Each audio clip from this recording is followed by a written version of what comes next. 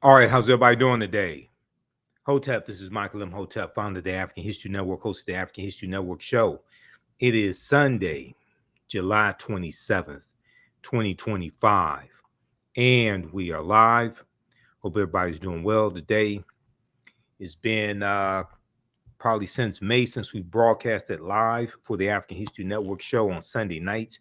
Well, look, we have a jam-packed show for you today. We know that by now everybody has heard the sad news that Malcolm-Jamal Warner, who portrayed Theo Huxtable on The Cosby Show, he died tragically on Sunday, July 20th, 2025 in Costa Rica. He was swimming in Costa Rica. So we're going to talk about that. We posted about that on our Facebook fan page, the African History Network, and our social media platforms. He was only 54 years old. So we're going to discuss that a little bit and remember Malcolm-Jamal Warner. And, he and I were both the same age. I just turned 54 on June 7th. 2025, and this was totally unexpected. So there has been an outpouring of condolences, an outpouring of sympathy all across the country.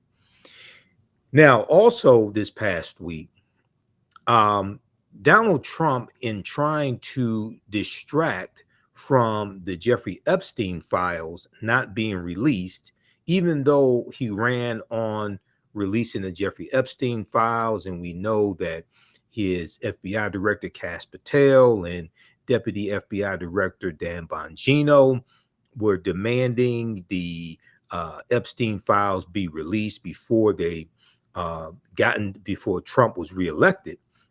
Well, Donald Trump now is calling for the prosecution of former President Barack Obama, Beyonce, former Vice President Kamala Harris, Oprah Winfrey, and Reverend Al Sharpton.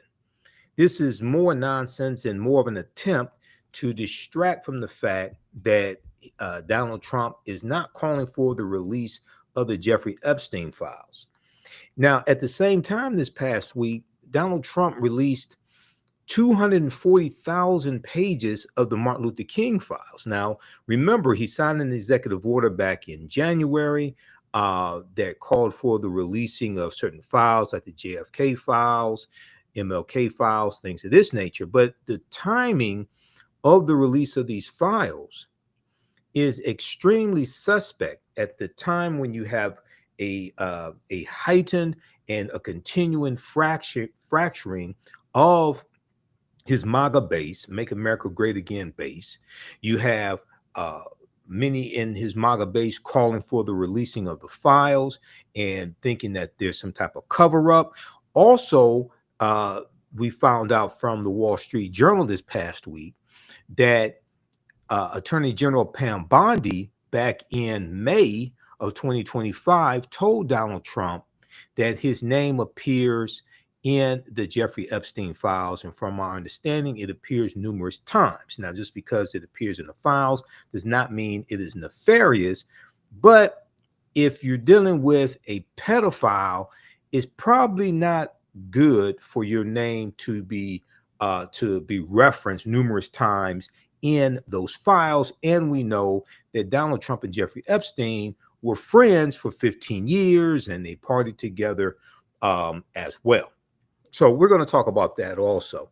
Now, Demario Solomon Simmons, attorney Demario Solomon Simmons, who is Muscogee Creek Indian, he won a major legal victory this past week, and he was on Roland Martin Unfiltered to talk about this. The Muscogee Nation court rules descendants of enslaved Black people are entitled to citizenship because of the Black Freedmen Indian Treaties of 1866. The Black Freedmen Indian Treaties of 1866.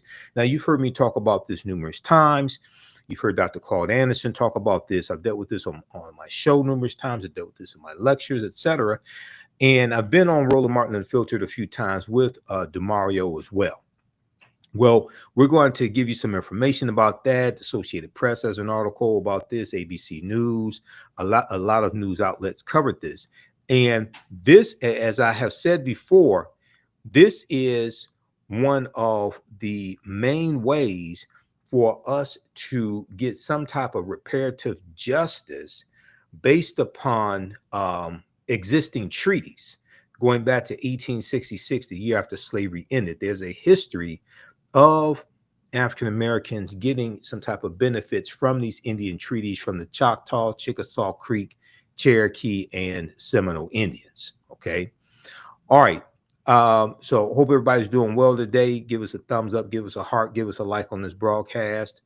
And also we're going to deal with this story. I've been so busy. And I've been doing presentations, and I do a Roland Martin show every Friday, and I have been doing some shorter pre-recorded videos since May, and you all have seen some of those. But here we are live again, so you can post your comments here, give us a thumbs up, give us a heart, give us a like on this broadcast. We may share your comments here during the broadcast. But Nicole Hannah-Jones, who spearheaded the 1619 Project for the New York Times. Nicole Hannah-Jones did a essay for the New York Times called "How Trump Upended 60 Years of Civil Rights in 2 Months." How Trump upended 60 years of civil rights in 2 months. So basically ended or greatly weakened. Okay. Now this was from June 27th, 2025. And she was on MSNBC. She was interviewed by attorney Charles Coleman Jr. And I'm going to share that interview with you. And this is what we were warning people about prior to the November 5th, 2024 election, and dealing with Project 2025, and how dangerous and how harmful Donald Trump would be and his policies would be to African Americans. Okay. So we'll talk about that. And Donald Trump releases the MLK files in an attempt to distract from the Jeffrey Epstein files. And Reverend Bernice King, one of Dr. King and Coretta Scott King's daughters, Reverend Bernice King said, now release the Epstein files. Now release the Epstein files. Okay, so we're going to break this all down for you. And I have a new online history class starting up Saturday, August 2nd, 2025. African empires, the Moors, and the transatlantic slave trade, 5000 BC to 1800 AD. You can register for it right now at my website, AfricanHistoryNetwork.com, AfricanHistoryNetwork.com. And it is at the top of the page, and it is right here. Let's go to this here. Okay, you scroll down, and August 2nd, 2025, 4 p.m. You click right here to register here for it. It's on sale, $80. We do the sessions live. All the sessions are archived and recorded. You could go back and watch it anytime. African empires, the Moors, and the transatlantic slave trade, 5000 BC to 1800 AD. You can register for it. Click right there to register for it right here. And you also get 5 of my lectures in digital download format as well when you register. Okay, so let's jump into this. And on the African History Network show, we focus on educating, empowering, and inspiring people of African descent throughout the diaspora and around the world, because right now it's correct your own behavior. What you do for yourself, what you do to yourself, and what you allow other people to do to you and get away with is based upon what you think about yourself. What you think about yourself is based upon what you have been taught about yourself. What you have been taught about yourself is based upon everything you've read, heard, and seen about yourself. So when you control the radius of a man or woman's thoughts, you can control the circumference of his or her actions, because the mind can't do or teach what it doesn't know. All right, so let's jump into this first story here. Tragically, unfortunately, Malcolm-Jamal Warner, who played Theo Huxtable on the Cosby Show, he died tragically on Sunday, July 20th, 2025 in Costa Rica. We posted articles about this. And also, I'm going to share an excerpt of an interview that Lindsay Davis from ABC News did with Bill Cosby, remembering his TV son. The actor died while on a family trip in Costa Rica on Sunday, July 20th, after he was caught in a current. And this article has been updated on July 22nd. Okay, so new details are emerging in the shocking death of Malcolm-Jamal Warner. The Cosby Show actor drowned while swimming on a family trip in Costa Rica on Sunday, July 20th. He was 54 years old. Now, Malcolm-Jamal Warner was swept away by a current and rescued by bystanders and taken to shore, according to a statement from the Judicial Investigation Agency, OIJ. He was declared lifeless on the shore, and his cause of death was determined to be a result of asphyxiation by submersion. Asphyxiation by submersion. Now, authorities are now shedding more light on the circumstances that contributed to Malcolm-Jamal Warner's death. On Monday, July 21st, the Caribbean Guard shared a Facebook post regarding the drowning, writing that they deeply regret the passing of Malcolm-Jamal Warner in Playa Grande. The post affirmed that Warner was swept away by a strong hangover current and died by drowning, end quote, and added that it all happened very fast. And from reports, they performed CPR for 45 minutes on him. Even though there were people on the beach who came in to rescue him, they didn't arrive in time. The post continued. He was pulled underwater with no vital signs, and despite having been provided with CPR maneuvers on the beach, his resuscitation was unsuccessful, end quote. Now, the beach is one of the areas most challenging, and the agency noted that there are signs in English and Spanish that warn of the danger of death by drowning throughout the beach. Okay, and let me switch over to this here.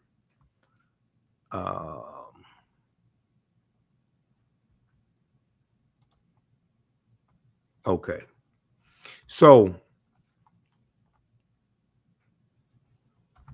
and now you all can post your comments here as well.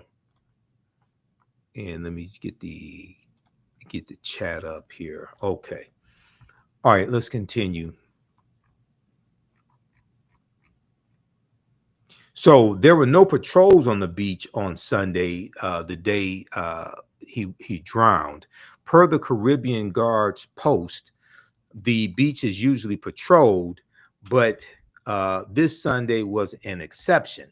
They had allocated resources elsewhere as a result of other recent water incidents at two nearby beaches that also have dangerous currents. Now, the agency took the opportunity in the post to appeal to the government for more help. We do everything within our power. We've saved numerous lives in recent years. We've saved numerous lives in recent years. And if Caribbean Guard didn't exist, drownings would count by the dozens. We do our part to minimize risks, but if we don't have government help, clear public policies, and strong support for local entrepreneurs, this will keep happening. And let me switch over to this view here. Okay, so that's better. You all can see this, and hopefully you all can still hear me as well. And we could zoom in on this for you here. All right. Okay, we do everything within our power. We saved numerous lives in recent years. And if Caribbean Guard didn't exist, drownings would count by the dozens. Now, a second man was also caught in the same current as Malcolm-Jamal Warner and is in critical condition. Okay, according to the Costa Rican Red Cross, ambulances, quote unquote, attended to two people, two adult male patients, I should say, on Sunday following a report of a water-related incident. Okay, so this is a very sad, tragic set of events. This is something that caught everybody off guard. We know there were a number of deaths this past week. Ozzy Osbourne, heavy metal artist Ozzy Osbourne passed away. We know Hulk Hogan, MAGA Trump supporter Hulk Hogan, passed away as well. Connie Francis, Chuck Mangione. There were a number of people, number of entertainers who passed away this week. Now, Bill Cosby was interviewed by Lindsay Davis for ABC News, and I'm going to go to that clip here. This is on their YouTube channel. Also, they had ABC News has a good article about the interview, and let's cue that up for you.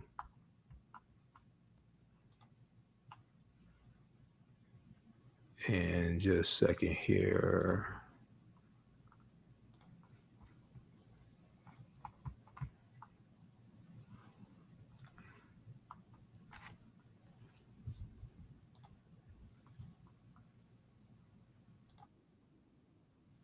Okay, let's go to this here.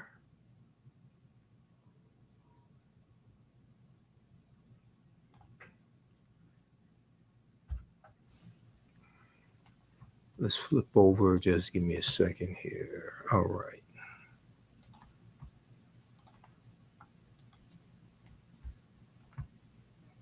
Davis spoke with Cosby earlier today about the death of his co-star. Cosby says he and Malcolm stayed close up until the end. Most of us never had the opportunity to meet him as you did. We remember, that scene where you said, "I brought you into this world, I can take you out." Knowing him, how will you remember him? Like innocent, truthful, and he knew when to just walk away from a conversation without being rude. Malcolm did his best.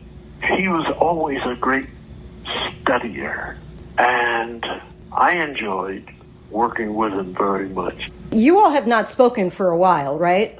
No, that's not true. Malcolm calls here regularly. Okay. And my reputation with him is he doesn't need to talk. He needs to listen. Okay. Well, that's not true at all, but I just have information to give to him in the belief that my Cosby grandfather gave information, and I always thought that that's the kind of grandfather I would be. He was very professional, 54 years old, and always studied, always knew his part. He would have been one of Spencer Tracy's favorite actors. He never bumped into the furniture. He always knew his lines, and he always knew where to go. And our thanks to Lindsay for that conversation. All right. So that was from ABC News, and Lindsay Davis spoke with Bill Cosby. If we go here to this, let me pull up this article here from ABC News on the topic. I also saw on social media that Frankie Darcell, who used to be on Mix 92.3, Frankie's in another market. So Frankie Darcell interviewed Bill Cosby also. I knew Frankie Darcell when she used to be at Mix 92.3 for decades. Bill Cosby speaks to ABC News about late co-star Malcolm-Jamal Warner. Cosby said he and Warner stayed close after the Cosby Show days. Okay, so here are the two of them together. as well. So this is a tragic loss. We know the co-stars of the Cosby Show. We know they also put out statements and sent their condolences as well. Now, after the Cosby Show, there was a short-lived show that Malcolm-Jamal Warner did on NBC with the kids, and I posted a clip of it on social media on my Facebook fan page, the African History Network, and it was an episode with Omar Epps as well. And I remember them doing. I remember there was a short-lived show after the Cosby Show. So if you remember the last season of the Cosby Show, he was working with a youth group, right? He was studying psychology and working with the youth group. Well, when the Cosby Show ended in 1992, he got his own show, and he's working with the kids also. So there was and I wish they would show that again. I don't know if it's in reruns anywhere, because I think maybe it probably only lasted one season, if that. If it were today, because of social media, it probably would be a lot more successful. Okay. But there was, and I'm going to pull up the name of this here. Just a minute. Give me a minute here. There was let's see here.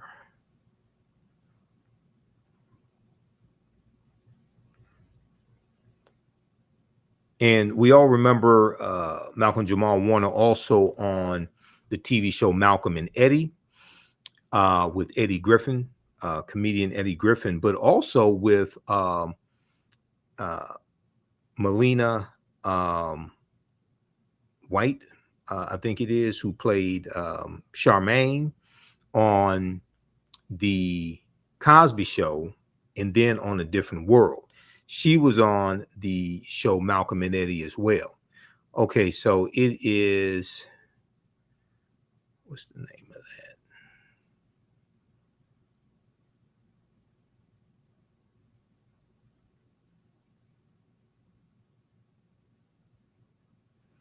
Okay, there were two clips of it. One of it had the name of it in the caption, and the other one did not. Let me try to find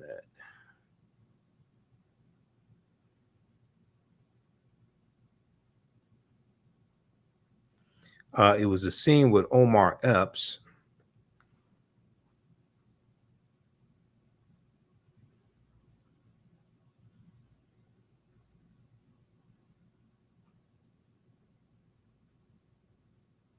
So why don't y'all put the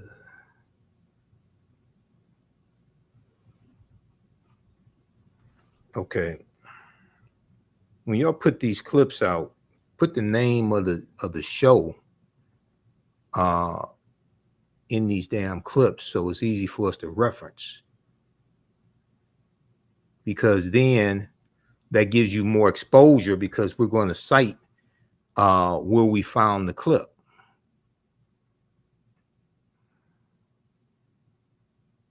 Man, these are amateurs that put this stuff out. Like this clip right here, right? It just says Malcolm-Jamal Warner, Omar Epps. Put the name of the damn show up there.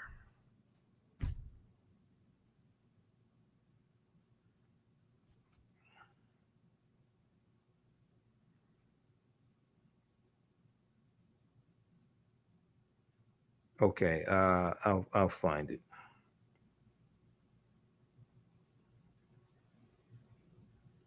Okay, well we'll continue. I'll find it. The one clip that I had that showed it, it looks like that may have been taken down. Here and Now, that's the name of it. Here and Now. All these clips, and they don't even show the name of the damn show. Here and Now. So it was a sitcom, Daryl Chill Mitchell. It was a sitcom that aired after the Cosby Show ended. So check that out on Google that. Here and Now, Malcolm-Jamal Warner, Omar Epps. Okay, now let's continue here. There was some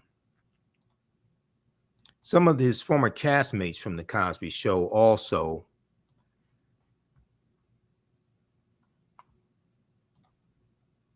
sent their condolences, gave remarks.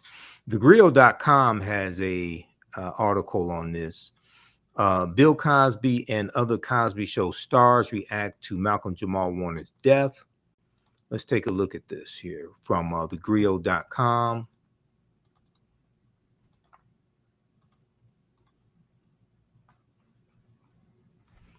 Now, I hope the Grill's notorious for having all these ads popping up.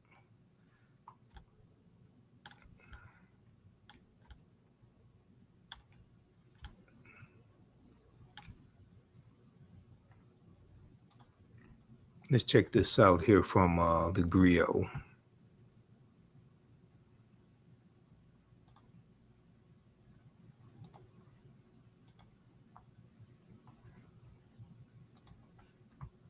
All right, you can post your comments here also.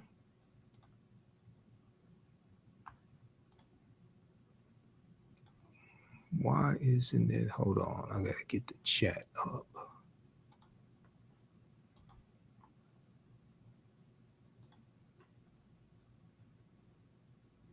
I see some comments here, but it is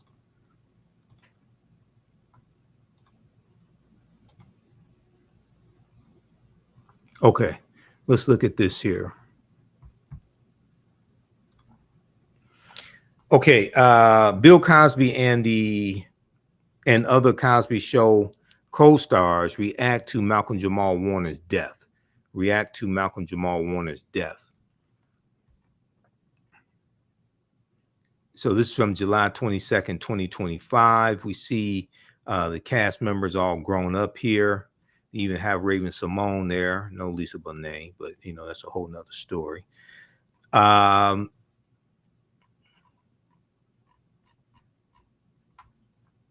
see, scroll down. So Bill Cosby representative Andrew Wyatt told People magazine that the news of Warner's passing reminded Bill Cosby of the same call he received when his son Ennis died. Ennis Cosby, Cosby's only son, Ennis William Cosby, was murdered in 1997. He was 27 years old.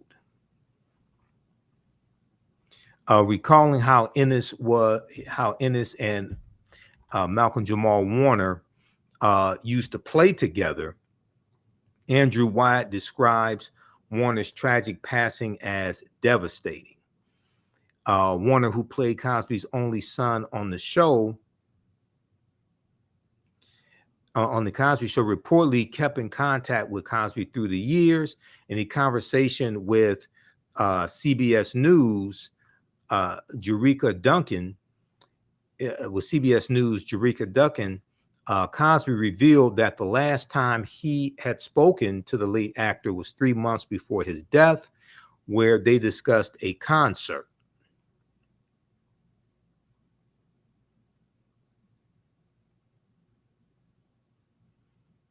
All right, and we have Rancy and Lala and Chago Wilson watching us on YouTube. Other people are watching us on YouTube also, but they haven't commented yet. So post your comments here. We'll try to give you a shout out also. Ivanza said, rest in peace, Malcolm. And let's see if we can get that on the screen here.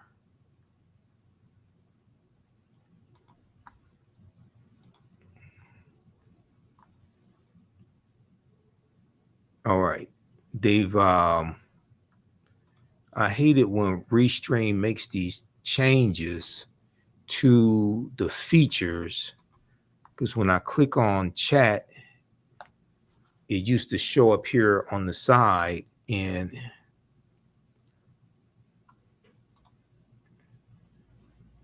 it doesn't show up anymore. Let me see. Hold on just a second. Let me see. Guest show. Let me see if it's a change that I can make it a change in the settings. I hate it when they make these changes like this, but let's continue.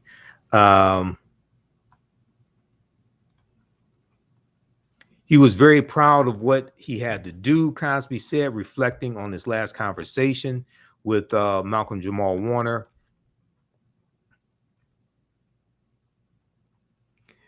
We asked what he wanted people to remember about the actor. Cosby stressed his work ethic. Quote, he was never afraid to go to his room and study. He knew his lines, and he was quite comfortable even with the growing pains of being a teenager, Bill Cosby noted. All right, so check this out as well. Now, fellow Cosby co-star Jeffrey Owens, who played Elvin, who married Sandra, Elvin Thibodeau, he expressed the star's death left him, quote unquote, speechless. Jeffrey Owens said, Malcolm was a lovely man, a sweet and sensitive soul. I respected him for many reasons, including the fact that he genuinely loved the act of creation. He had the mind of an actor and the heart of a musician.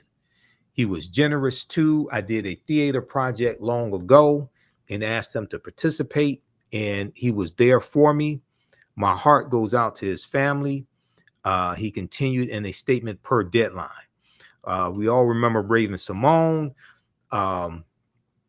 who played Olivia, Denise's adopted daughter. Denise's stepdaughter, not adopted daughter, stepdaughter, who appeared in the last 3 seasons of the hit sitcom. At age 3, she shared an emotional statement on Instagram. She said, words cannot describe the pain, sadness, and surprise that I feel with the recent loss of MJW. He was a big brother. He was a beacon.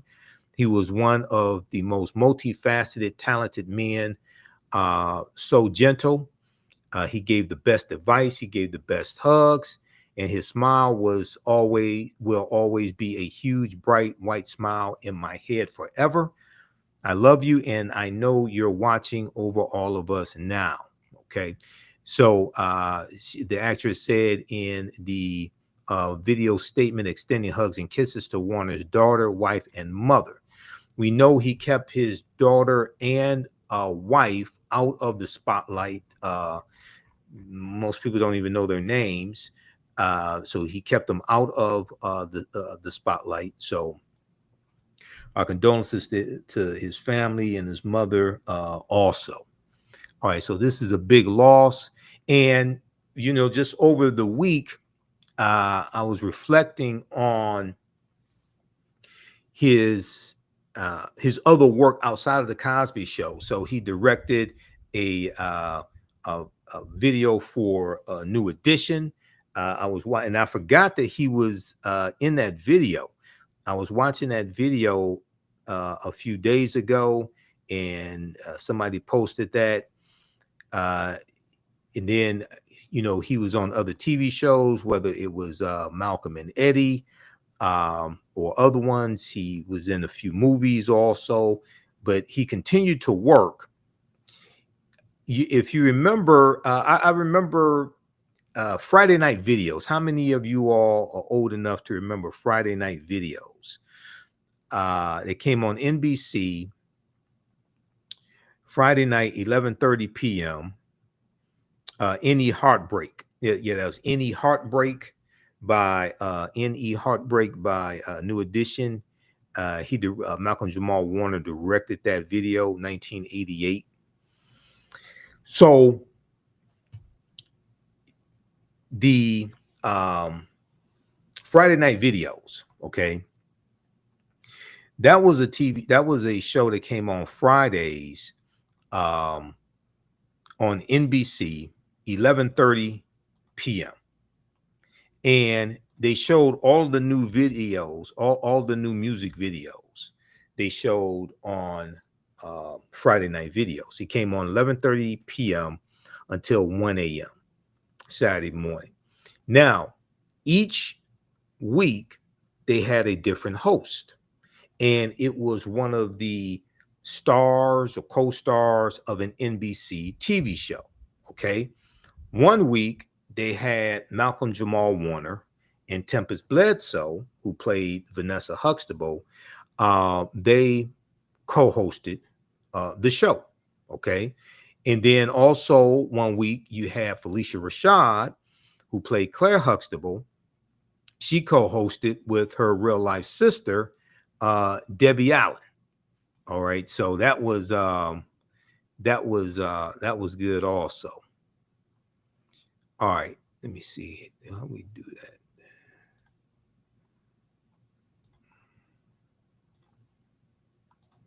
Okay. All right. So rest in peace, Malcolm-Jamal Warner. And you can post your comments here as well. And check out the articles that we have on our Facebook fan page, The African History Network, dealing with Malcolm-Jamal Warner also. All right.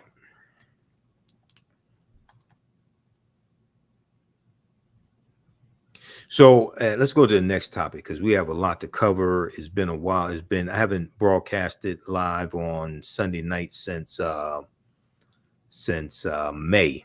Okay, so it's a lot to cover. You know, I do Roland Martin Unfiltered almost basically every Friday, pretty much once a week. Roland Martin Unfiltered. I've been on this show. It'll be 5 years in October of 2025. Time goes by quickly. Okay. Time goes by quickly. I've made over 200 appearances on Roland Martin Unfiltered. Now, also Tracy Ellis Ross. I posted this on our Facebook page. Tracy Ellis Ross, who played his wife on the TV show Read Between the Lines. How many people remember that show? I think that aired on BET, Read Between the Lines. She sent her condolences also. Remember Tracy Ellis Ross from Blackish, but before Blackish, she was Joan Clayton on Girlfriends. All right. Now, those that know me, you know I'm a TV show buff. I studied the history of TV shows, especially African American TV shows. Okay, and as well as movies as well. All this is connected. The TV shows and movies reflect the times, reflect history, reflect what's going on at that time. But this was from E! News, and you have Tracy Ellis Ross is mourning the tragic loss of her dear friend Malcolm-Jamal Warner. More in the comments below. And that was a pretty good show, Read Between the Lines. You know, with African-American TV shows, we don't get all of the chances to make mistakes and things like that a lot of other shows get, okay? So if social media was as prominent now as it was back then, that show probably would have been more successful. I think it stayed on for about 3 seasons. I love you, Malcolm. First, I met you as Theo with the rest of the world. Then you were my first TV husband. My heart is so sad. My heart is so sad. Tracy Ellis Ross. Okay, so check that out. Also from eonline.com. And for most of us, we didn't know him personally, but he was like our brother. He was like our little brother or our big brother or something like that. And a lot of us grew up watching the Cosby Show starting in 1984.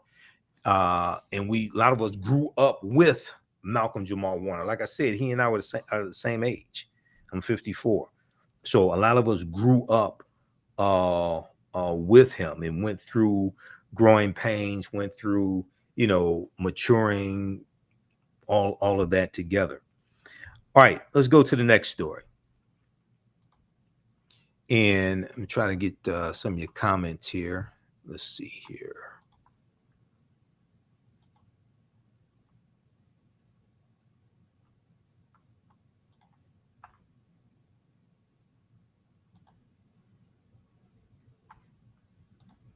All right, next story. I want to go to this Muscogee Creek story. This deals with the Muscogee Creek Indians. Now, I've talked about this numerous times here on the African History Network show. And a lot of people talk about reparations, but this is going to be one of the most significant advances in actually getting some benefits for African Americans. And this needs to be applied to those who are descendants of all five or have connections to all five civilized tribes of Native Americans, what are called the five civilized tribes of Native Americans: Choctaw, Chickasaw, Creek, Cherokee, and Seminole Indians. Before we go to that story, if you like this type of information, you can support the African History Network, $ the AHN show through Cash App, $ the AHN show through Cash App, and then also through PayPal, paypal.me/the AHN show. This helps us keep doing the work, stay on the air, keep paying the bills, etc. So it takes a lot to broadcast the African History Network show. So we definitely appreciate your support. And hold on, let me refresh the screen just a second here.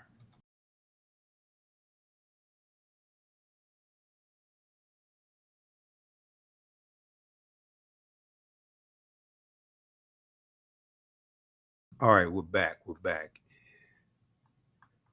Okay, there we go. Now there's the chat.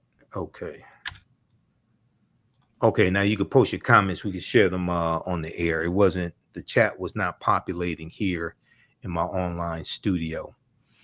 All right, let's go to, we also have the information at our website, AfricanHistoryNetwork.com. You can support us through PayPal and Cash App. All right, I want to go to this next story here. Muscogee Nation court rules descendants of enslaved people are entitled to citizenship. Okay, this is a significant development. I've been talking about this for years. One of my teachers, Dr. Claude Anderson, was fighting for this for a number of years as well. But Attorney Demario Solomon Simmons, who is Creek Indian, as well as a team that he's working with, have been able to get this accomplished. So ABC News has this piece. He was also on Roland Martin Unfiltered. We're going to go to that clip here in just a minute. Muscogee Nation Court rules descendants of enslaved people are entitled to citizenship. The Muscogee Supreme Court has ruled in favor of two descendants of former slaves held by the tribe. So this gets into understanding a lot of history as well. And unfortunately, a lot of our people, a lot of Americans in general, but especially African Americans, unfortunately, a lot of us don't understand history to even be able to take advantage of something like this. The Muscogee Nation Supreme Court ruled Wednesday that two descendants of people once enslaved by the tribe are entitled to tribal citizenship. Now, some people are surprised to find out that you had some Native Americans, not all Native American nations, but some Native American nations owned enslaved African people. The Choctaw, Chickasaw, Creek, Cherokee, and Seminole Indians are known as what are known as the five civilized tribes of Native Americans, because they took on the ways of Europeans, of the white man. They learned English. They owned slaves. They started farming. They adopted ways of Europeans. So they were known as the 5 civilized tribes of Native Americans. Now, I'm not saying all 560 some odd tribal nations of Native Americans owned slaves. No, I'm not saying that. But these were the 5 who were the most involved in it.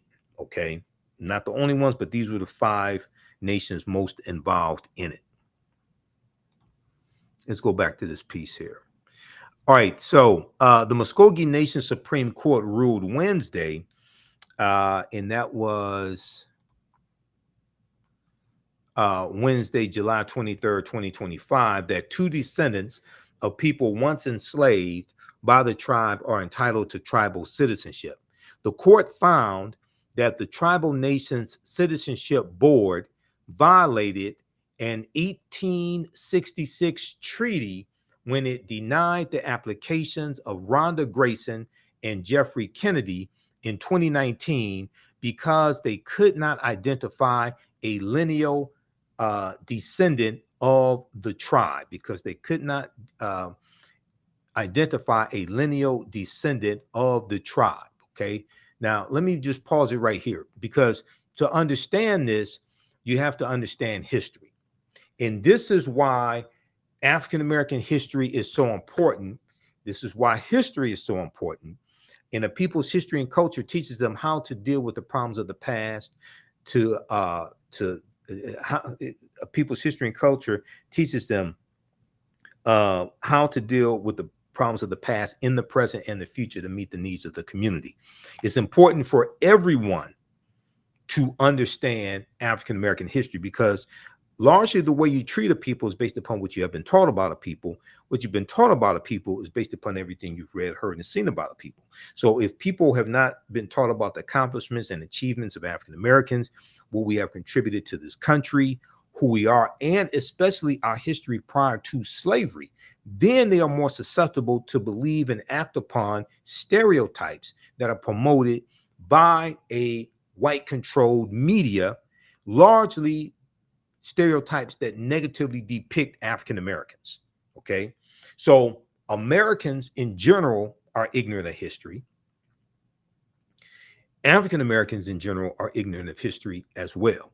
And then when you try to get policies put in place to address historical structural inequities, a lot of times the lawmakers that you're dealing with are ignorant of your history. So many of them don't even understand that they don't understand. This is why history is so important. This is one of the reasons why history is so important. Okay, now this history ties into the origins of Black Wall Street in Tulsa, Oklahoma, and the Greenwood District in Tulsa, Oklahoma. Why is that? Because the Indian Removal Act of 1830, signed into law by President Andrew Jackson, this moved the Choctaw, Chickasaw, Creek, Cherokee, and Seminole Indians off of their land in southeastern United States, the Alabama, Georgia, all that area. They're pushed out west over 1,000 miles in what's known as the Trail of Tears. They all go into Oklahoma. Tulsa, Oklahoma was founded by Creek Indians around 1834. When they go into Oklahoma, they take their African slaves with them. Okay, and about 1/3 of the people on what's known as the Trail of Tears, about 1/3 of the people on the Trail of Tears were African people.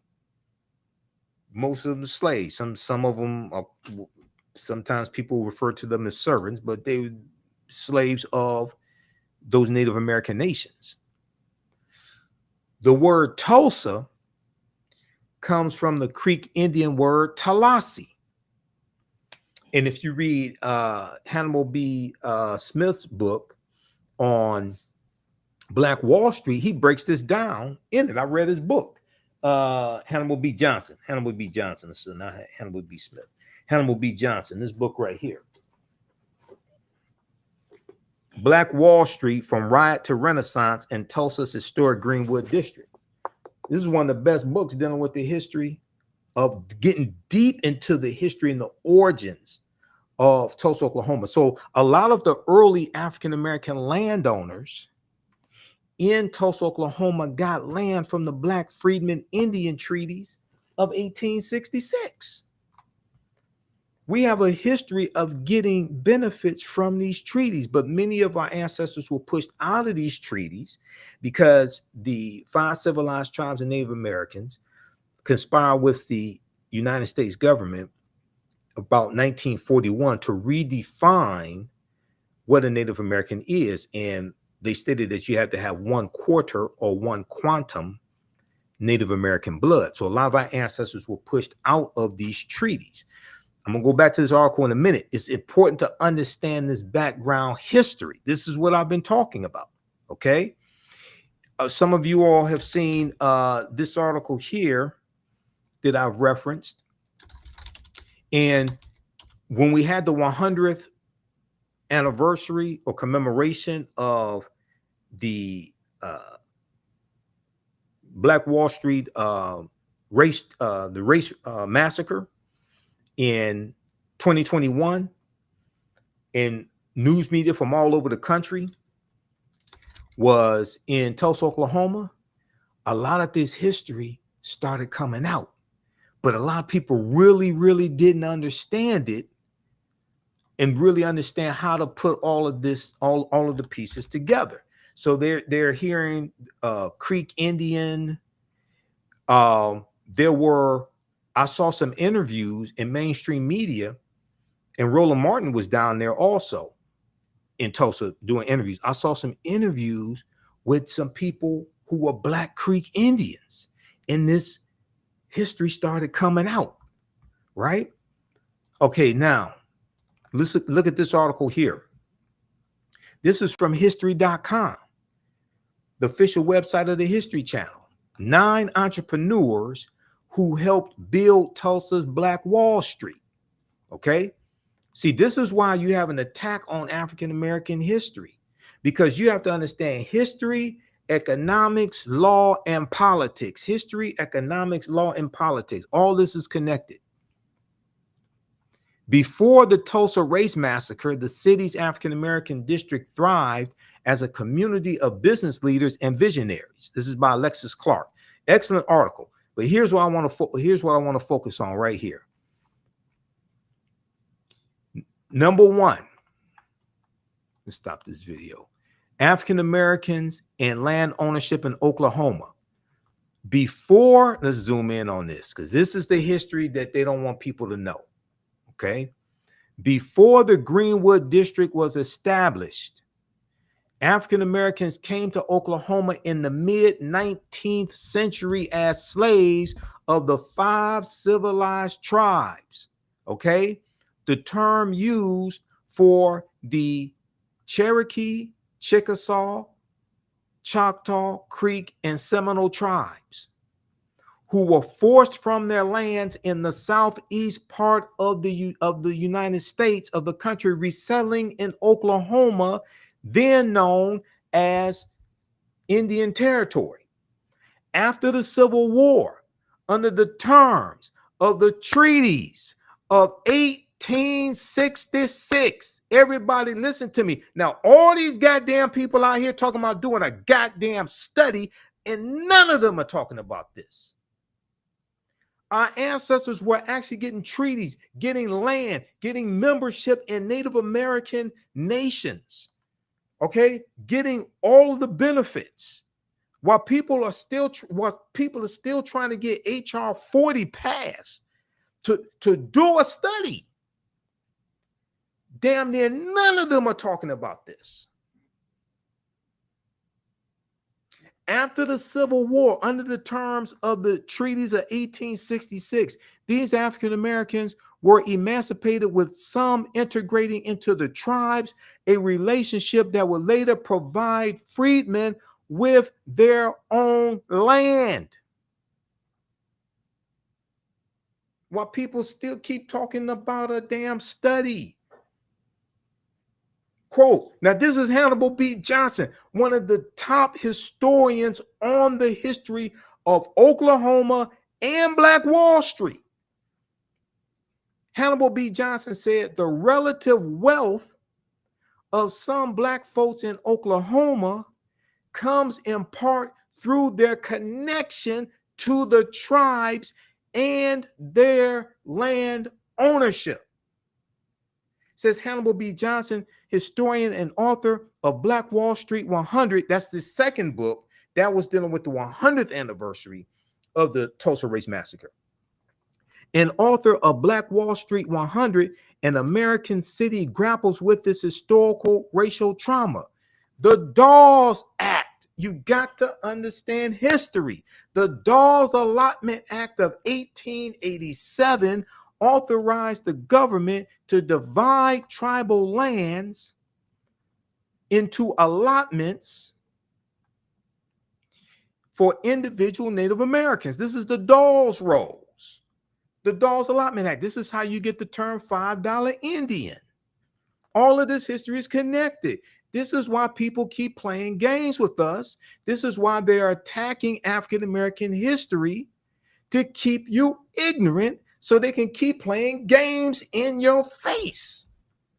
So at the very same time that Project 2025, Donald Trump, the Heritage Foundation, conservatives, along with Black MAGA, along with some Black social media disinformation agents who continue to lie to Black people, at the very same time that they're attacking African American history, suppressing the history, they keep going back into the history and using laws from the same period of time that they are suppressing the teaching of the history of.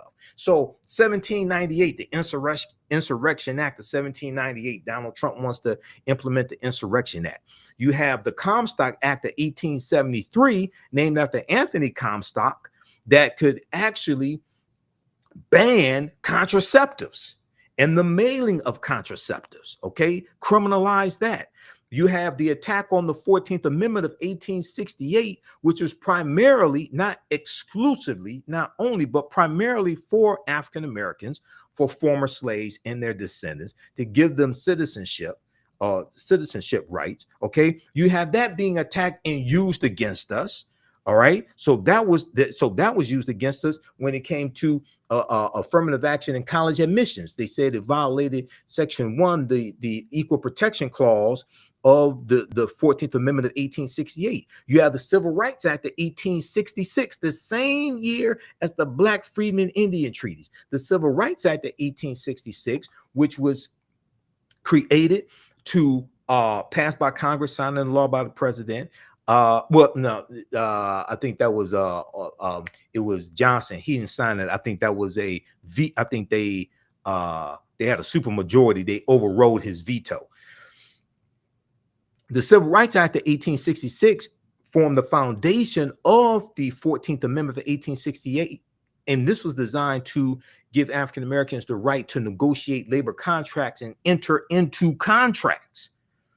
That's the Civil Rights Act of 1866. Well, that was used to attack the Fearless Fund, the African American female entrepreneurs that created the fund to give grants and things like this for women of color entrepreneurs. When conservative activist Ed Bloom, after he destroyed affirmative action in college admissions, he then went after the Fearless Fund and sued them based upon a violation of the Civil Rights Act of 1866, saying that they were discriminating against white entrepreneurs.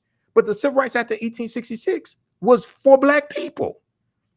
So at the same time, when they try to suppress the teaching of this history, they're going back into this history and using laws from the same period of time, many of the laws designed for African Americans, they're now using those laws to attack us. And people are sitting there dumbfounded, still talking about trying to get a study done for reparations. Who the hell are you going to get to pass that?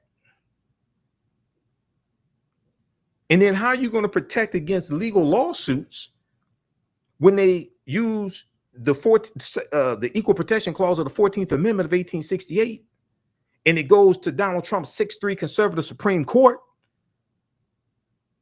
that's already ruled against us. But almost none of those people are talking about this right here. The Black Freedmen Indian Treaties of 1866. I've been breaking this down for years. I've talked about Demario Solomon Simmons on my show going back a few years ago because he was working with Maxine Waters under the Biden-Harris administration trying to get this enforced. And he was able to do it through the Muscogee Creek Indian Supreme Court. Okay, I'm going to go to the clip when he was on Roland Martin Unfiltered in just a minute, but I got to get his background history because I see so many people putting this nonsense out here talking about reparations. And I said, this was low-hanging fruit right here because we have a history of getting benefits from these treaties. And most people don't understand this history. Now, this is from the History Channel. The History Channel has this information. The Dawes Act of 1887 authorized the government to divide tribal territories into allotments for individual Native Americans, which included Black members. As word spread that Indian Territory was a safe place for African Americans to settle, between 1865 and 1920, more than 50 Black townships were founded in Oklahoma. So when the Tulsa Race Massacre happens, May 31st and June 1st, 1921, did you know that we rebuilt Black Wall Street? Did you know that we rebuilt Black Wall Street? Because a lot of people talk about it was destroyed. But when you read this book by Hannibal B. Johnson, From Riot to Renaissance in Tulsa's Historic Greenwood District, from Riot to Renaissance, he talks about it also being rebuilt. By 1926, there was about 240 thriving businesses. When Dr. W.B. Du Bois visits in 1926, he's marveled at how they have rebuilt. They got help from some of those 50 surrounding Black townships. We rebuilt it with our own dollars. We did not get help from the government to rebuild it. So how is it? Because I hear a lot of African Americans talk about we had this, we had that, and white people destroyed it. And it seems like they want to talk about more about white people destroying what we had as opposed to the fact that we rebuilt it a second time. And 99% of those people don't talk about the Black Freedmen Indian Treaties of 1866 and how that played a part in us acquiring land. These treaties are still being enforced for the 5 civilized tribes and Native Americans. This is why you have to understand law. This is why when I talk about the acronym HELP, history, economics, law, and politics.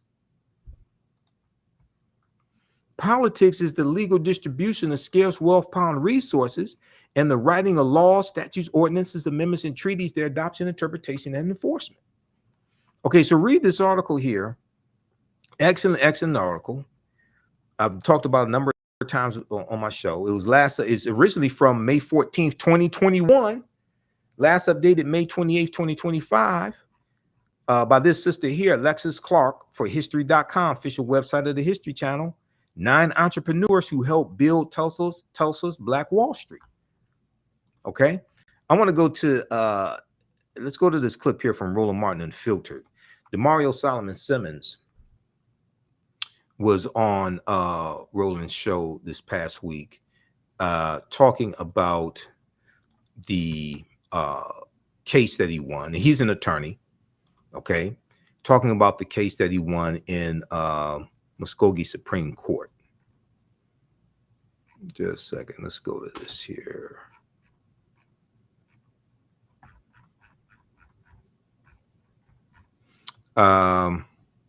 Black Creek Indians win citizenship battle after generations of erasure. And this is how you get a Sarah Rector. How many people are familiar with Sarah Rector? Sarah Rector, the richest American woman. Sarah Rector was the richest African-American woman in the early 1900s.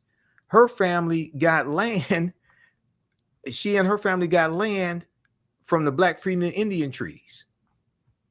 Let's go to this clip here.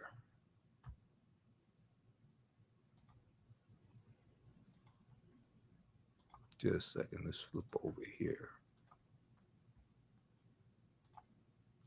Where the Muscogee Nation, they now have to abide by a landmark ruling that recognizes African Americans and the descendants who are part of this nation. Attorney Damaro Solomon-Simmons has been leading this effort.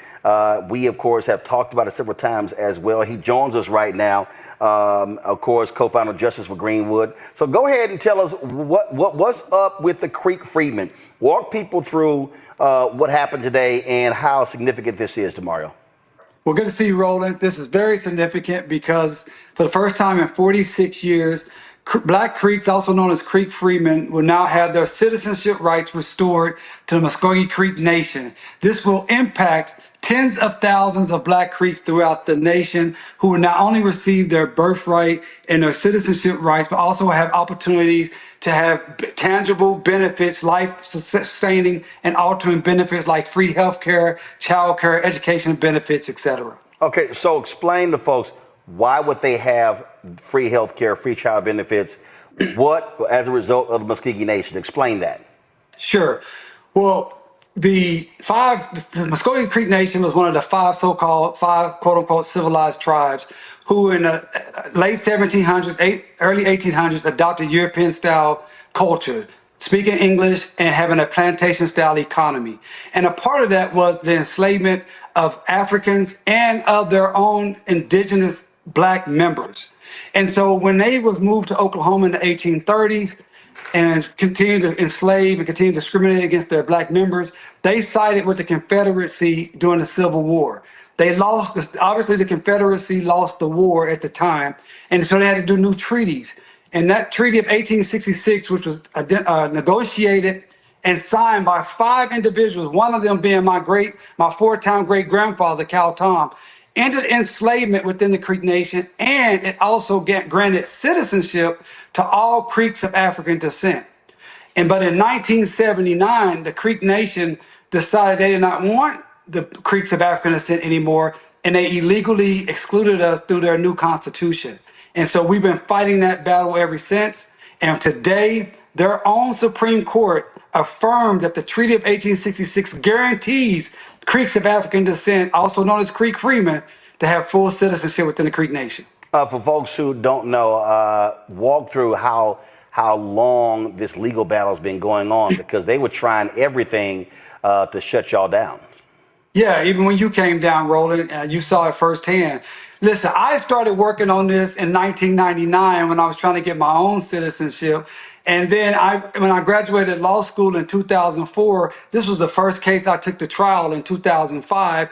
And we lost in 2007. We lost again in 2018. We lost in 2019. But we kept hitting it, and we had a victory in 2023 that the Creek Nation appealed. And it's from this appeal that we have finally heard their Supreme Court say, yes, you can win. Because in 2007, the Muscogee Nation Supreme Court ruled against us. So this is an amazing day.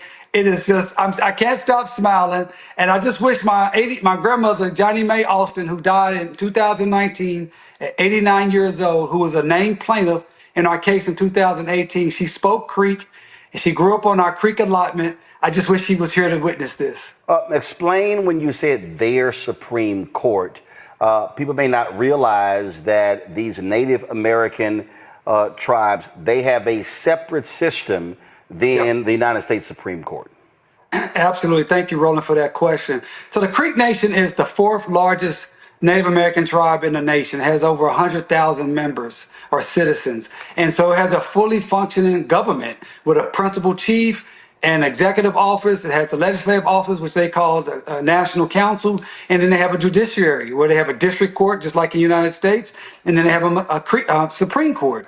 And the Supreme Court in the Muscogee Creek Nation has 7 members. 2 of those members had to recuse for our case, and so 5 members decided it, and I'm happy to report that it was a unanimous decision. Okay, so they had to recuse themselves. Were they two of the ones who were previously involved in the case? So what happened there? Yeah, the two that had to recuse themselves were previously involved in the drafting of the 1979 Constitution that excluded Black Creeks. And so I'm very happy that they did the right thing and recused from this particular case, because this case was about what is supreme. Is the Constitution of the Creek Nation, or is it the supreme law of the land because of the Treaty of 1866? So just for the listeners to understand, under the law, treaties of the United States is second only to the United States Constitution.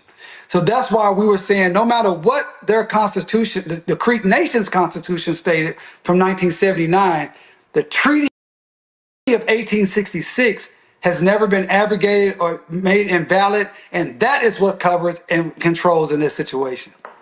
Huge issue. I want to bring in my panel right now. Joining us right now on our panel is, of course, Rebecca Carruthers, President and CEO. All right, we're going to pause it. I'm going to stop it there. You can watch the rest of that clip. Black Creeks win citizenship battle after generations of erasure. Okay, that's from Roland Martin Unfiltered. That was, I think that's from Wednesday, July 23rd, 2025. Okay. All right. So Demario Solomon Simmons gave some more background information. I want to go back to the article here from abcnews.com. Muscogee Nation court rules descendants of enslaved people are entitled to citizenship. Also, I'm going to go to this piece. I'm going to show you some slides from a presentation I did in 2022 talking about this, also talking about the Black Freedmen Indian Treaties. All right, let me go to, where is that? Hold on, let me pull back this article back up just a second here. The Oklahoman.com in Oklahoma, their news publication, they had a story about this also.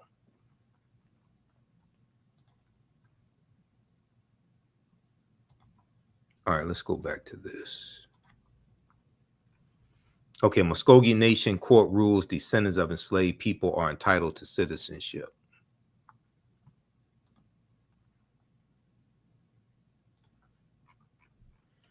Okay, it talked about the Dawes Rolls, the Dawes Allotment Act of 1887. So that was redistributing 138 million acres of land. 2/3 of it was, most of it was supposed to go to African Americans and Native Americans. 2/3 went to white people. When white people found out that this land was being given away, you had to anglicize your name.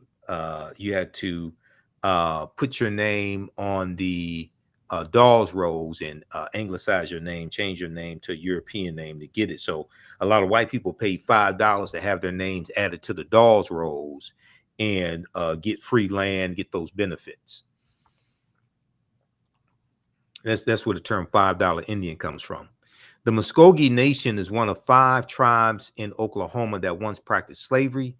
And in that 1866 treaty with the U.S. government, the tribe both abolished it and granted citizenship to formerly enslaved people. But in 1979, the tribal nation adopted a constitution that restricted membership to the descendants of people listed as Muscogee Creek Indians by blood.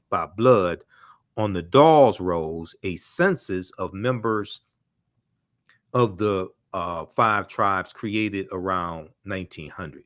Goes back to 1887, the Dawes rolls. Okay, so read the rest of this article here. They talk about Rhonda Grayson. Okay, read the rest of this article from abcnews.com. Now,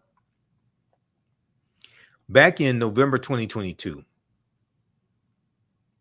I did a virtual presentation for the Midwest Building Decarbonization Coalition, their second annual virtual equity summit,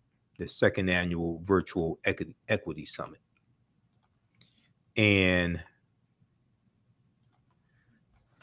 I'm going to go to this slide because I was on a panel with African Americans and a couple Native Americans. I think it's about 6 or 7 of us in total. And we were talking about reparative justice, reparations. And Native Americans were talking about their movement to get some of their land back, things of this nature. And what I noticed was Native Americans were talking about treaties. African Americans were talking about reparations and getting a study done. None of them were talking about the Black Freedmen Indian Treaties, because that's something I was talking about. This article, this is one of these are. I'm going to show you some of the slides from the presentation I did in 2022. This article is from the New York Times, September 8th, 2020. Black, Native American, and fighting for recognition in Indian country. Black, Native American, and fighting for recognition in Indian country. Enslaved African people were also driven west along the Trail of Tears. After a historic Supreme Court ruling, their descendants are fighting to be counted as tribal members. Ron Graham's ancestors,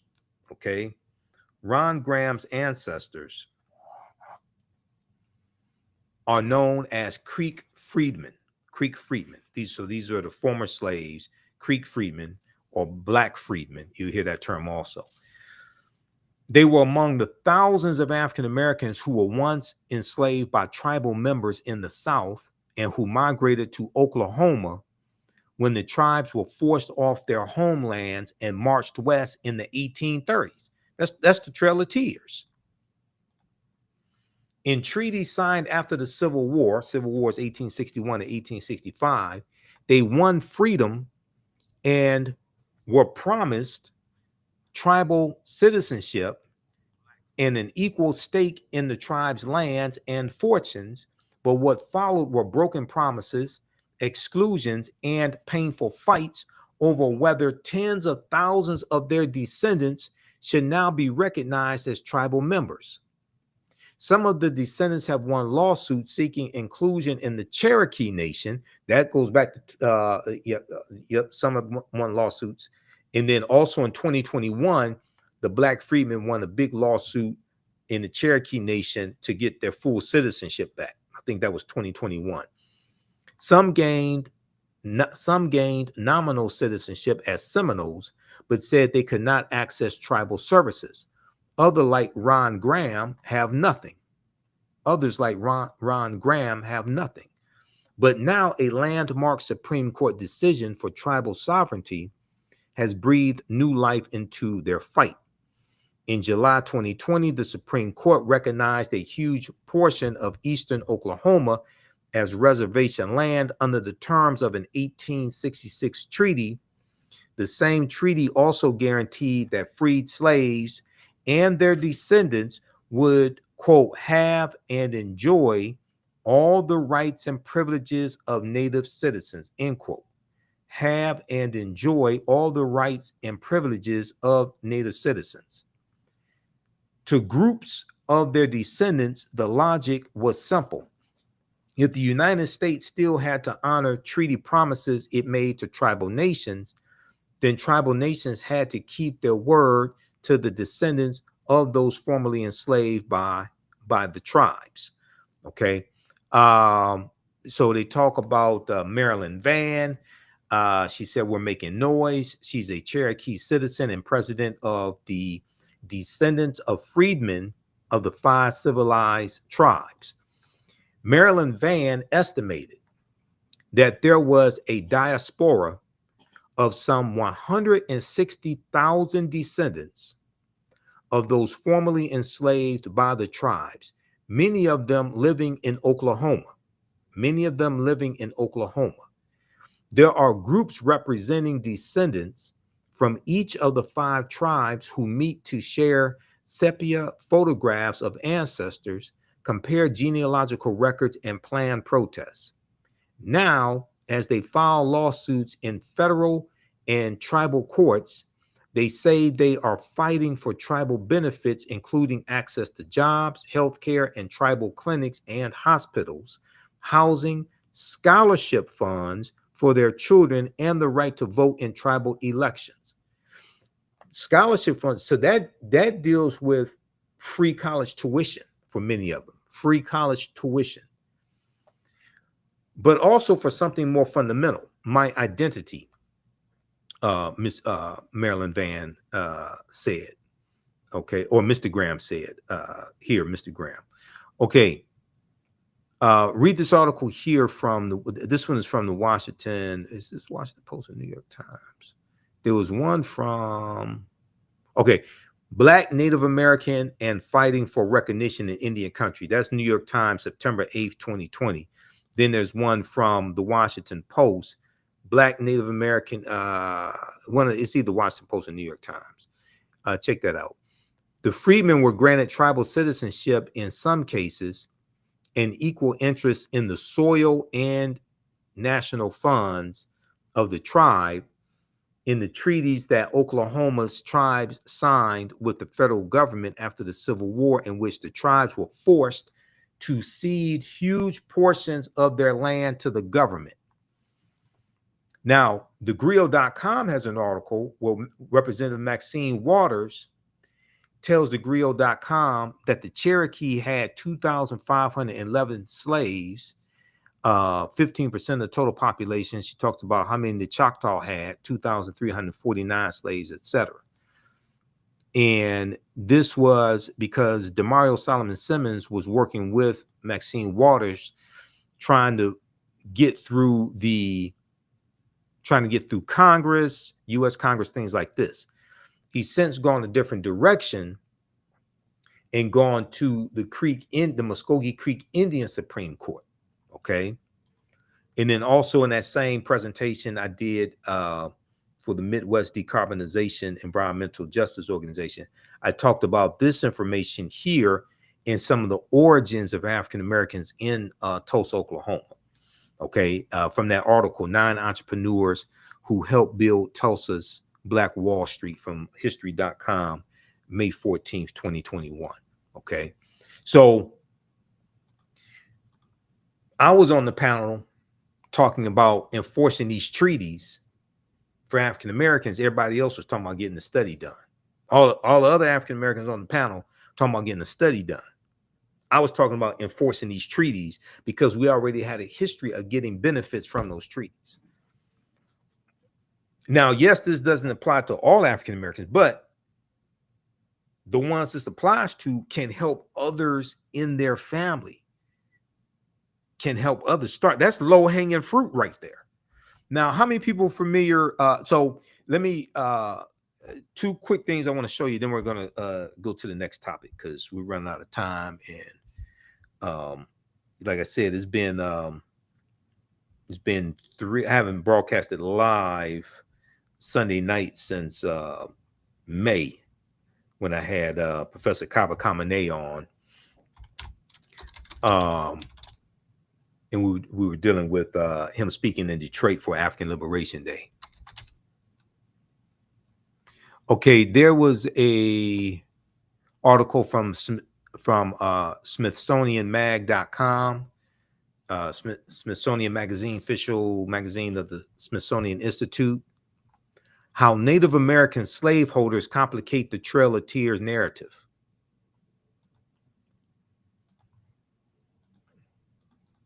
I've talked about this article before on the show also. Okay, how do y'all like this type of information? Give us a thumbs up, give us a heart, give us a... Be sure to register for my new history class that starts up Saturday, August 2nd, 4 p.m. Eastern Standard Time. African Empires, the Moors, and the Transatlantic Slave Trade, 5000 BC to 1800 AD. Visit our website, africanhistorynetwork.com, africanhistorynetwork.com to register for that.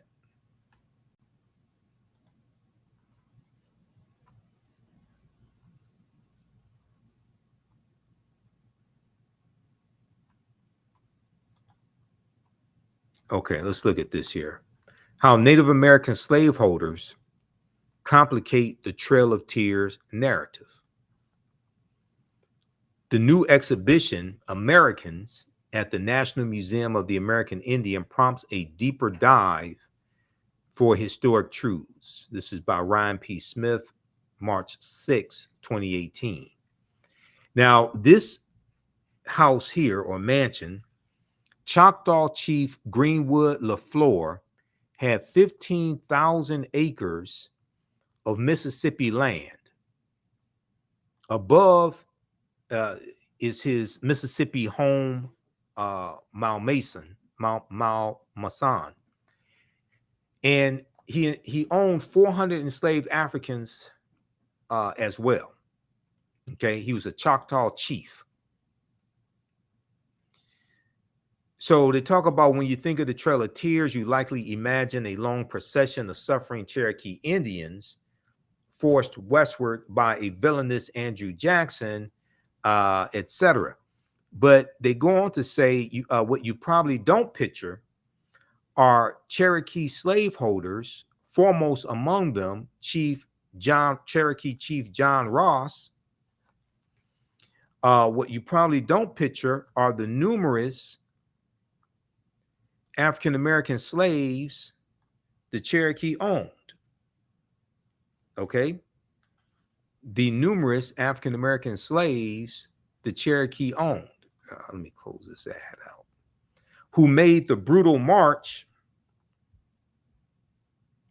themselves or else were shipped en masse to what is now Oklahoma aboard cramped boats by their wealthy Indian masters. Now, I'm not saying all Native American nations owned enslaved Africans, okay, but the 5 civilized tribes definitely did. Oklahoma aboard cramped boats by their wealthy Indian masters. And what you may not know is that the federal policy of Indian removal, which ranged far beyond the Trail of Tears and the Cherokee, was not simply the vindictive scheme of President Andrew Jackson, but rather a popularly endorsed, congressionally sanctioned campaign spanning the administrations of 9 separate presidents. Okay, so about a third of, when you study this history, about a third of the people on the Trail of Tears were African people. All right, once again, they talk about the 5 civilized tribes of Native Americans.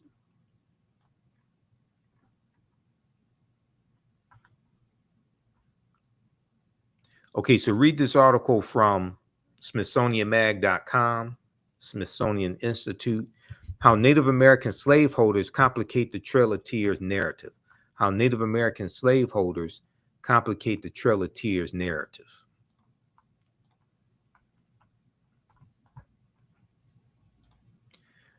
All right, now, if you like this type of information, be sure to register for my new online history class that starts up Saturday, August 2nd, 4 p.m. Eastern Standard Time. African Empires, the Moors, and the Transatlantic Slave Trade, 5000 BC to 1800 AD. It's a 10-week online class. This is a very visual class. We do a PowerPoint presentation. I have a PowerPoint presentation. The video clips that I show, there are 15 books that we use in the class that we reference. You don't have to buy any of the books because I show you the clips. I show you the screenshots right on the screen. So you don't have to buy any of the books, okay? If you don't want to. There are excerpts of interviews that I've done with some of our scholars that we show in class also. And this content is PG-13. So you can use it with your children. So we deal with thousands of years of history, and also what leads up to the transatlantic slave trade. And one of the things we look at are African empires. So whether it's Kush, whether it's Nubia, whether it's Axum, Merowe, whether it's Great Zimbabwe, Carthage, and the Carthaginians, and Hannibal Barca. We go throughout history and we look at these African empires, okay?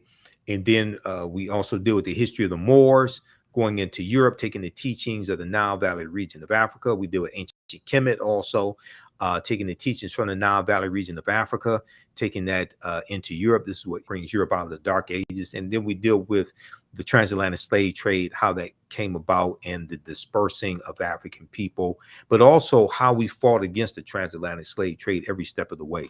Click right here to register here also, and it takes you here. So the class is on sale, $80.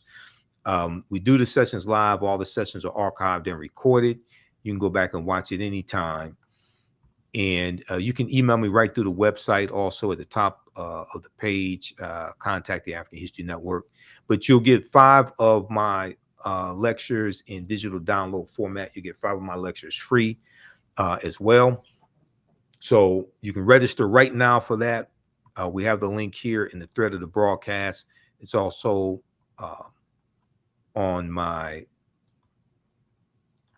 also go to my website, AfricanHistoryNetwork.com. It's right on the home page. Great African empires, the Moors, and the transatlantic slave trade, 5000 BC to 1800 AD. Okay, let's continue here. You can also support us through Cash App and PayPal, $ the AHN show through Cash App, and through PayPal, paypal.me / the AHN show. We have that information at our website also.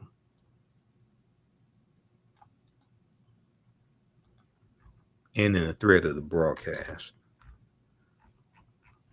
All right, let's go to the next topic here. I had to really shorten. There's a lot more that I wanted to talk about with these different topics. Well, there's a lot more topics I wanted to talk about, but we only have so much time and only have so much energy. Okay, next topic.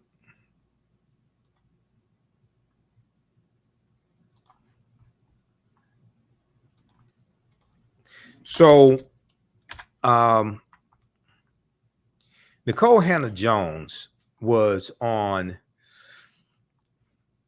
she was on MSNBC a few weeks ago, interviewed by Charles Coleman and attorney Charles Coleman Jr.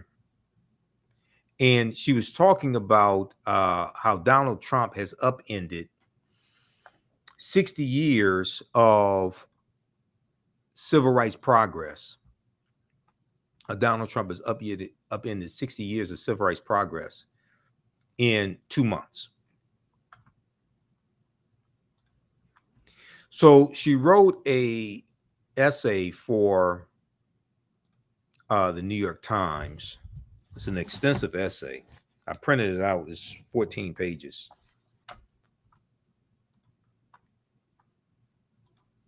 And I'm going to go to that. How Trump upended 60 years of civil rights in 2 months.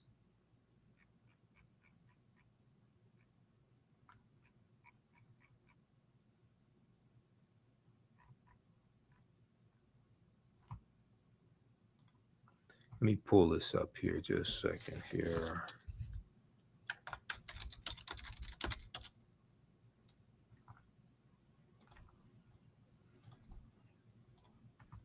And this deals with the consequences of elections. This deals with a lot of what I was talking about before the November 5th, 2024 election, warning people about Project 2025, warning people about Agenda 47, which is the Agenda 47 was Donald Trump's agenda, which mirrors Project 2025. Project 2025 basically tells you how to implement Agenda 47. How Trump upended 60 years of civil rights in 2 months. Let's look quickly at this, and then I'm going to go to the video. An assault on federal protections may bring about a new era of unchecked discrimination. This is by Nicole Hannah-Jones. She talks about how last year a little-known office in the U.S. Department of Labor helped Black workers at a Texas medical center recover $900,000 in back wages. Recover $900,000 in back wages. And Black workers at a Caterpillar plant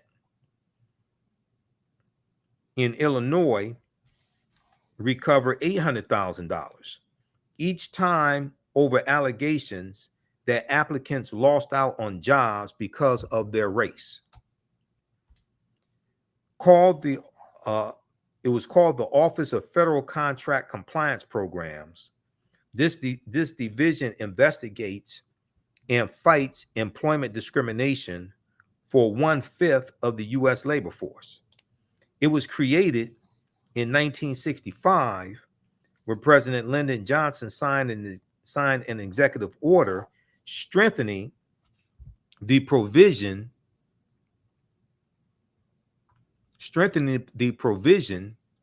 of the Civil Rights Act of 1964 that banned racial discrimination by employers. Okay, so this goes back to Lyndon Johnson. Now remember, Trump's second day back in office, he rescinded Executive Order 11246, which is affirmative action.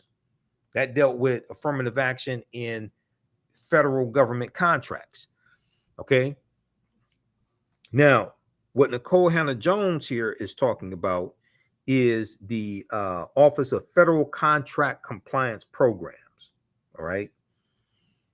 And this division investigates and fights employment discrimination for 1/5 of the U.S. labor force. It was created in 1965 when President Lyndon Johnson signed an executive order strengthening the provision of the Civil Rights Act of 1964 that banned racial discrimination by employers.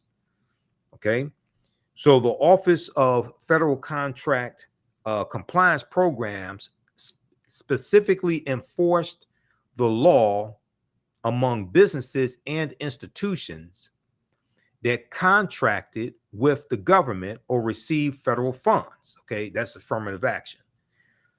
The landmark law also banned segregation and discrimination in all public places, including schools, libraries, restaurants, and buses.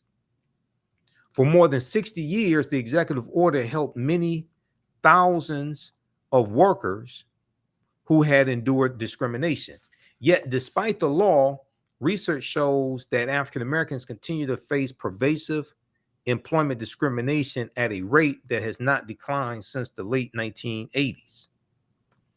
On his second day in office, Donald Trump labeled the Office of Federal Contract Compliance Programs efforts to enforce the 1964 Civil Rights Act illegal and discriminatory, presumably against white people. Donald Trump labeled this illegal and discriminatory, presumably against white people. So one of the themes of Donald Trump's campaign in 2024 was white grievance, and that white people were the main people harmed by racism. And he was dealing with white people's grievances. And when you read Project 2025, you see this theme with the attack on diversity, equity, and inclusion, the attack on affirmative action. And they were saying that white people, they're talking about reverse racism, and they're saying that white people were the ones being harmed by all these programs. And Project 2025 was a direct backlash to the racial reckoning that took place in this country after the killing of George Floyd, May 25th, 2020. And since Trump has been in office this 6 months, you've seen a total reversal of all these programs and initiatives from the past 4 years, but he's wiped out a lot of the progress that we've made over the past 60 years. if you've been paying attention to what's going on. Now, if you haven't been paying attention and you've been watching reality TV shows and just been stuck underneath a rock, then you're not going to understand any of this. Okay, I want to go to this clip here. So read the rest of this article because it is deep. Okay. Let me share a little bit more with you, and then I'm going to go to this clip of her, Nicole Hannah-Jones on MSNBC breaking this down. Donald Trump signed his own executive order revoking President Johnson's executive order on behalf of, as he put it, quote, hardworking Americans who deserve a shot at the American dream, end quote.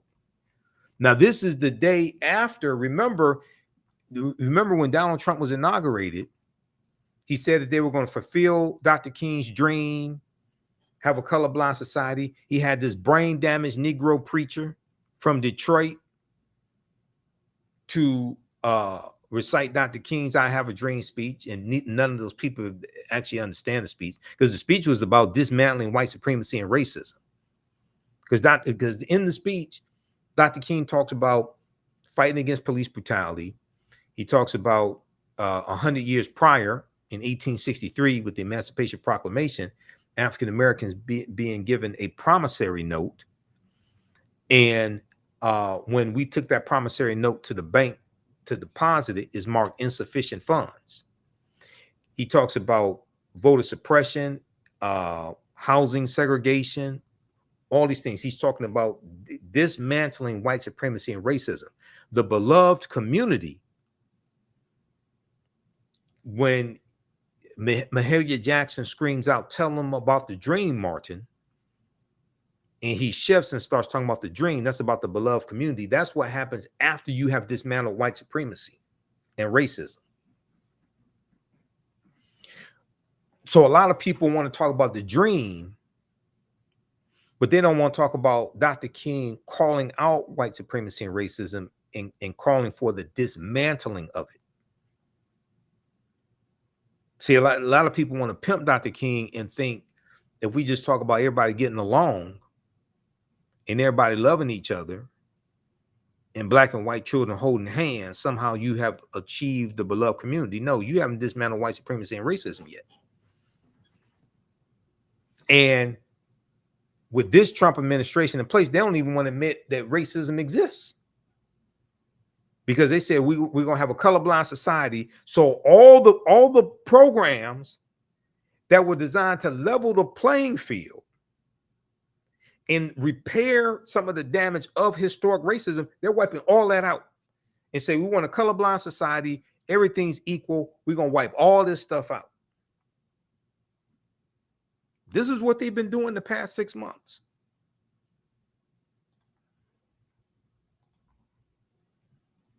Now, I want the reparations people who said, now pay close attention.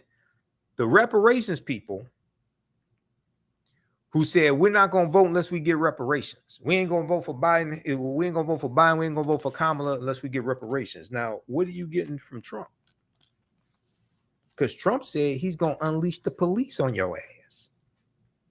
And Trump said he campaigned on giving police 100% immunity from criminal prosecution. Now, how you going to get reparations from Trump?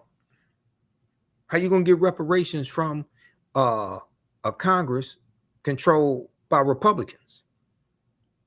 They don't even want to acknowledge that the harm exists, let alone do something about it. If they're going to take away Medicaid from 11.8 million people, if they're going to take away Medicaid from poor white people in rural Georgia, Mississippi, Louisiana that voted for them, now explain to me how you get reparations from them.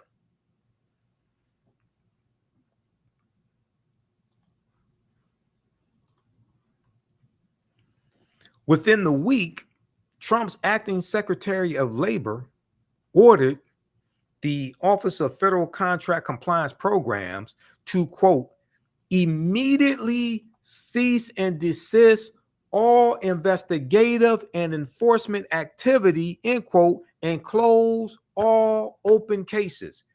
A few weeks later, the OFCCP's acting director proposed slashing its staff by 90%. Now, the attack from Doge on cutting the federal government, gutting the federal government of employees, 2.3 million federal employees, gutting it, 19% of the federal employees are African American.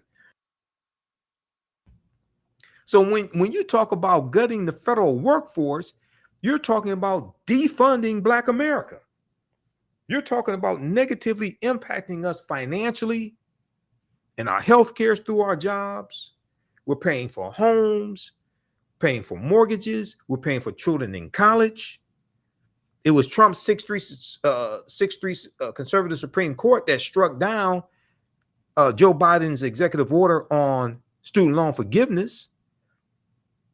And African Americans disproportionately carry student loan debt. That would have greatly helped many of us. In fewer than 2 months, 6 decades of civil rights enforcement was essentially dead. In fewer than 2 months, 6 decades of civil rights enforcement was essentially dead. Trump has justified these actions by claiming he is rooting out racial discrimination disguised as, quote, wait for it, diversity, equity, and inclusion. What they are doing, this is laid out in Project 2025. What they are doing is using what they call diversity, equity, inclusion in any programs that were remotely beneficial for African Americans. They're saying that we're rooting out discrimination and racism by wiping out these programs that were helping African Americans. And they're calling that DEI, and DEI is wrong. And we want a merit-based society. We want a meritocracy. So we're going to fulfill Dr. King's dreams. We're going to wipe out all these goddamn programs that were remotely helping Black people.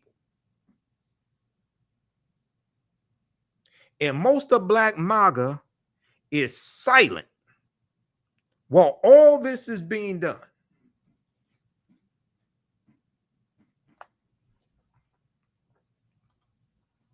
Trump has justified these actions by claiming he is rooting out racial discrimination disguised as diversity, equity, inclusion. Indeed, the other federal agency charged with investigating employment discrimination, the EEOC, Equal Employment Opportunity Commission, recently created a page on its website dedicated to helping white Americans file complaints based on being victimized by diversity, equity, and inclusion programs. Now, all this was laid out in Project 2025. Now, I was talking about Project 2020. I've been talking about Project 2025 since 2023 because it came out April 2023 from the Heritage Foundation. They put out a 922-page playbook telling you what they were going to do. And people, many of our people still just walking around clueless, dumbfounded. Like, you notice everybody has a smartphone and many of them are dumber than ever. Everybody has a smartphone. There's a Google machine on your smartphone. You know, the smartphone is probably the most powerful invention in the last 40 years. Yeah, the laptop computer going from mainframes to desktops to laptops, but you have all this access to knowledge in the palm of your hand. Not only that, did you know that for instance, with Google Chrome and with Microsoft Edge, did you know they have a feature in the browser where they will read the article to you? Now, New York Times and Washington Post, they have that feature. If you subscribe to them, because I have digital subscriptions to all of them. I have digital subscriptions to New York Times, Washington Post, right? So sometimes when I'm at work, I'm listening to articles because they have the feature that you press the button and it reads the article to you. But if you look here, okay, so this is, all right, so I just pulled up an article right here, okay? Montgomery Civil Rights Era newspaper honored with historical marker. This is from WSFA Channel 12. Okay, so up here, like Google Chrome, you got the 3 vertical dots up here, upper right-hand corner. You click on that, okay, and then this menu drops down, right? And then you look at that option right there. Listen to the page. Listen to this page. You click on listen to this page, and published by WSFA. Montgomery, Allah. WSFA, a Montgomery-based civil rights era newspaper, has received a historical marker honoring its coverage of historical events. It will read the article to you. Ellen Lake wrote for Harvard And University's newspaper while pursuing her education. You can put in hibernation When mode. Lake noticed that there was It'll read the article to you. and a lack of coverage of civil rights issues in mainstream This is media. Google Chrome. So we got all of this access to knowledge, and people just walking around dumbfounded. I don't understand. I'm sorry. I don't understand it. Not only that, they're paying a cell phone bill each month and just walking around just a head full of mush. This seems like a fragment It makes no sense to me. I don't understand things like that. You know, I admit I consume more news. I do more reading on a daily basis than the average person. I monitor about 35 different news sources on a daily basis. I do understand it, but damn, it's like, come on. All right, so but to see what Trump is doing as simply eliminating so-called DEI is to misunderstand the scale and the consequences. What's at stake is not only corporate diversity trainings, equity offices, and the use of pronouns and email signatures. Many diversity, equity, and inclusion programs were put in place to help ensure compliance with civil rights laws and to foster integration in a society that for most of its history explicitly discriminated against Black Americans, African Americans. No court has deemed these programs illegal. See, this is what is so insidious. And Donald Trump is a dictator. He's a thug, rotten to the core, no morals. Okay, dictator, hung out with a pedophile, Jeffrey Epstein. I don't know how many pedophiles he hung out with, but he hung out with at least one. Jeffrey Epstein, well, Ghislaine Maxwell too. So that makes 2. Okay. No court has ruled that diversity, equity, and inclusion is illegal. Donald Trump claims that it is. So his executive orders, and he did 145 executive orders in the first 100 days. Not all of them dealt with DEI, but what they're doing is they're saying DEI is illegal. They're investigating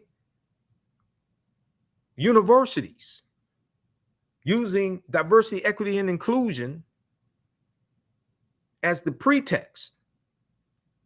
And they're saying DEI is illegal. No court has ruled that DEI is illegal.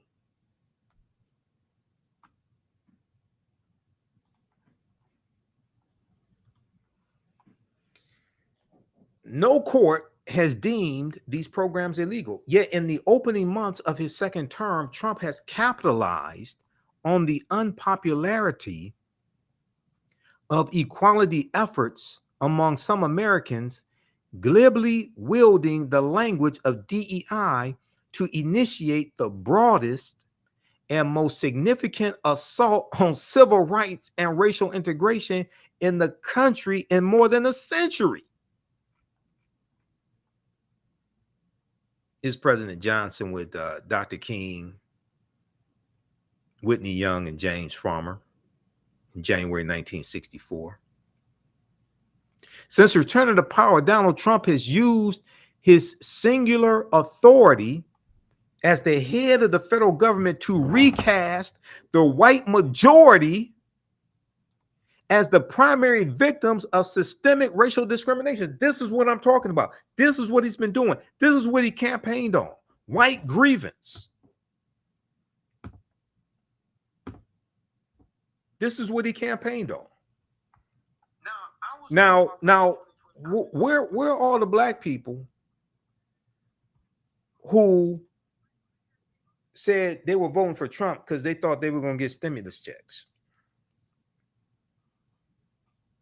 Because they thought he gave them stimulus checks in his first term because he put his signature on them, when actually it was Congress that did that and passed the stimulus checks, part of the coronavirus package.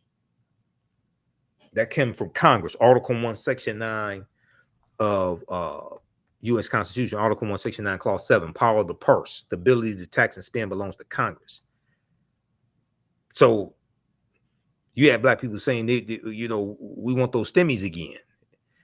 Donald Trump didn't campaign on stimulus checks for black people. He did campaign on unleashing the police on your black ass, though.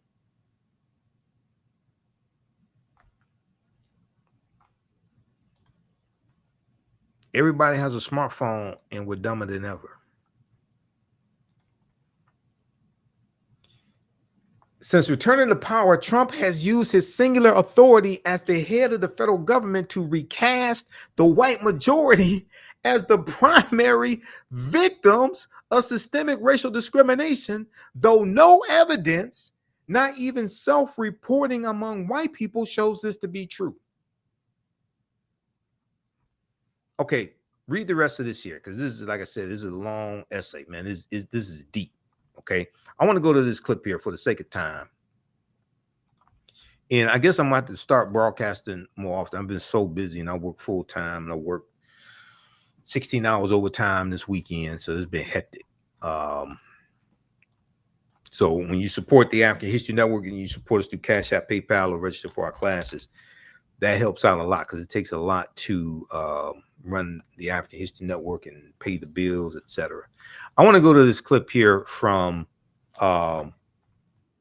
this is from MSNBC. I think she was on Velshi with, this is from like late June 2025. Charles Coleman, yeah, on Velshi show. Charles Coleman Jr., the attorney. It's not bad for a Q. He interviewed Nicole Hannah-Jones. Trump is eradicating the enforcement mechanisms for our civil rights. And she was talking about her essay. Let's go to this clip here. I've been wanting to talk about this for a few weeks, but I've been so busy. SNBC, I'm Charles Coleman Jr. filling in for Allie today. Now, since returning to office, Donald Trump has dismantled decades-old agencies and initiatives which were initially designed to protect Black Americans and other marginalized communities. He has justified these actions by claiming he's rooting out racial discrimination disguised as diversity, equity, and inclusion. But as Pulitzer Prize-winning journalist Nicole Hannah-Jones points out in a new essay for the New York Times Magazine, in just months, Trump has managed to upend 6 decades of civil rights progress. And here's how. He's effectively dismantled the Office of Federal Contract Compliance Programs. This is the very agency created to enforce the Civil Rights Act and to prevent discrimination in employment tied to federal dollars. He's also gutted the funding and staff needed to investigate and fight housing discrimination. He shuttered the Office of Environmental Justice and External Civil Rights, which addressed the fact that Black communities are disproportionately exposed to toxic pollutants, pesticides, and waste. He's also closed the Department of Veteran Affairs Equity Office. Now, that office was dedicated to addressing the racial disparities in how disabled veterans receive compensation. He shut down regional civil rights offices that were key to fighting discrimination in schools and to enforcing desegregation. And he's even forced schools to eliminate initiatives that diversify teacher pipelines and support Black students to help close the achievement gap. And that's just some of what he's done as part of an effort, sweeping effort, to dismantle every program, every office, law, or mandate designed to protect the civil rights of Black Americans and other marginalized communities. These are protections that are still very much so desperately needed as the data continues to show that Black Americans suffer disproportionate discrimination across every sector of American life. Perhaps most disturbingly, he's now using the Civil Rights Division of the Justice Department to enforce executive orders dismantling diversity programs. Nicole Hannah-Jones put it plainly, quote, by deploying the Civil Rights Act against the very people it was created to protect, conservatives hope to get as close to the ultimate goal as possible, repealing it. Joining me now is Nicole Hannah-Jones. She's a Pulitzer Prize-winning reporter, the New York Times Magazine creator of the 1619 Project, and the founder of the Center for Journalism and Democracy at the Howard University, which is probably the most important thing on her resume. Nicole, good morning. Thank you so much for being here. Always a pleasure to talk to you. I read the piece. Phenomenal historical account of the progression of both civil rights in America and their dismantling. One of the central themes that I think is really important that you talk about, I'd love to expand on, is the notion that regardless of what's codified, if you don't have these agencies and institutions that are intended to enforce the laws that are on the books, it leaves our rights as Black people subject to erasure. Yes, absolutely. Thanks so much for having me on to discuss this piece. And that is really a key theme of the essay. We understand that laws need enforcement when it comes to almost everything except civil rights. We understand that just because you outlaw murder doesn't mean you don't need a police department. It doesn't mean that you don't need an entire system of justice to enforce the laws and make sure that people follow them. Yet when it comes to civil rights, we kind of believe that they're self-enforcing, that just the very existence of those laws are enough to make people end discrimination and for us all to have equality. Of course, that's never been true. So what Trump is doing in his administration is basically, he doesn't have the ability to overturn the 1964 Civil Rights Act or the Voting Rights Act or the Fair Housing Act, but he can gut the entire enforcement mechanism and send the message that if you discriminate, there's no one in federal government that is actually going to enforce the law. So what I tried to show in this piece is we have been here before in America. You know, the entire civil rights movement was fought to really vindicate rights that Black people had already won following the end of slavery. The civil rights acts that were passed in the 1860s, the 14th Amendment, the 15th Amendment. These were laws that had already been passed, and yet they existed on paper. And when you had a federal government and state governments that wouldn't enforce them, it's as if those laws did not exist, and Black people were certainly not protected by them. And so this is the fear, is that we're entering another era like that. You know, Nicole, in your connection to history, the way that you just did, another theme that I noticed when I read the piece was this conversation about how disinformation and distortion of a narrative actually shapes opinions around the necessity for civil rights, and how at the turn of Reconstruction, there was an effort by school teachers and textbooks to essentially whitewash history in such a way that made people think differently about the first Black Republicans that were elected to the Senate following Reconstruction, following slavery, and how that shaped things. And how now there's also a similar disinformation campaign that has made it seemingly more okay for folks to be not as outraged that civil rights are being erased just 5 years after America's racial reckoning in 2020. Can you talk a little bit more about that? Streamline the way you trade on Robinhood. Not only can you trade stocks, ETFs. Hold on just a second. Let me get past this ad. Absolutely. So we know that these efforts to rewrite history, these disinformation campaigns, they go hand in hand. They erase the history first, and that allows them then to erase your rights. And so I talk about this organization called the United Daughters of the Confederacy that rises up after the end of the Civil War. I liken them to, the post-Reconstruction era version of the Moms for Liberty that we see today, which is this group of white women who decide that they want to rewrite the narrative around the white South and why we ever had a civil war in the first place. And so they begin to take control and try to urge the changing of curriculum. They're writing textbooks, and they are basically legitimizing Jim Crow because they are writing a story, a narrative of the South that Black people were incapable of self-governance, that Black people were getting jobs and getting positions that they didn't deserve. That may sound familiar to the times that we're in, and that Black people were not the rightful participants in democracy. So you have these narratives that are being put out in textbooks, that are being placed, all of the Confederate monuments that we saw, those don't begin until after the fall of Reconstruction. They don't happen right after slavery. And that's creating a narrative that allows the stripping of Black people's rights. So I think we're seeing a similar effort here, these efforts to really downplay the history of racism, to downplay Black accomplishments. The federal government, the Donald Trump administration, we've paid a lot of attention to the way that they have been working to erase the accomplishments of Black people. We haven't paid as much attention to the way that they're actually eradicating the enforcement mechanisms for our civil rights. I think that is just as critical. And the last point I want to quickly make, we keep labeling this DEI. That's because the Trump administration is saying that what he's doing is challenging DEI. Well, first of all, no court has ever said DEI is illegal or discriminatory, but also they're not actually tackling DEI alone. They're actually dismantling the ability to integrate our organizations to try to bring about equality and the enforcement of civil rights. Always something that I think about, which is paying as much attention to the equality of outcomes as we have tried to the equality of opportunity. So much I can talk to you about this, but thank you for your time this morning, Nicole. That is esteemed journalist and Howard University professor, Nicole Hannah-Jones. Okay. Welcome back to Velshi on MSNBC. I'm Charles. All right. So that is from Ali Velshi show on MSNBC.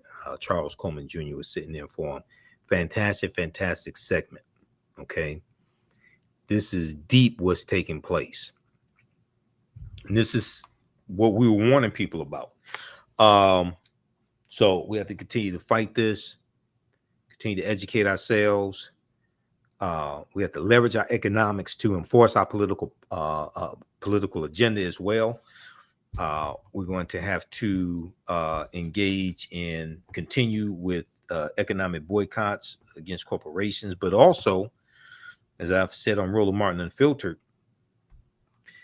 go after some of the corporations that help to finance Republicans and put them in office as well. Go after the top 3 or 4 corporations and have nationwide economic boycotts against them. And also, we have to look at where our pension fund dollars are invested, because oftentimes we finance our own dehumanization through where our pension fund dollars are invested and our 401k dollars, because you can redirect where those dollars are invested as well. It's been done before. To give you one quick example, then we have to move on. Back in June, I think it was 2017, in New York City, the city employees in New York City, they withdrew $48 million in pension fund dollars from privatized prisons. They found out they were invested in privatized prisons. Okay. So we have to redistribute the pain through targeted, sustained economic withdrawal strategies and leverage our economics to enforce our political agenda. Okay, let's look at this article here quickly.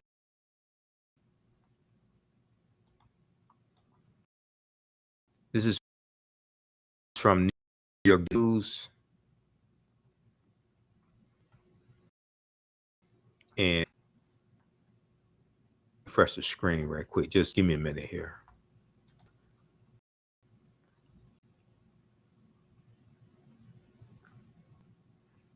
Stand by. I'm going to refresh the screen here.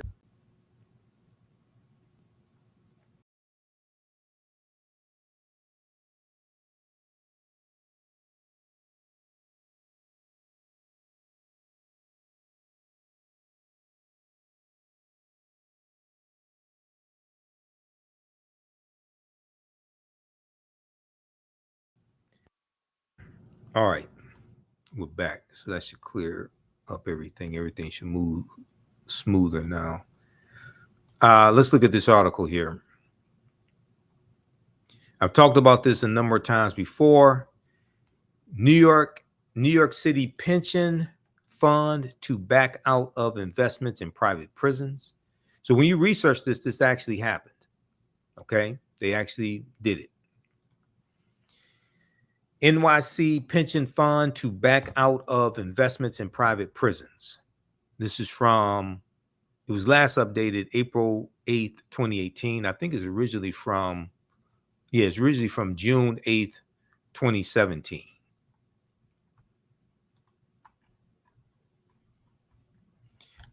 New York City's pension system has become the first in the nation to fully divest from private prisons.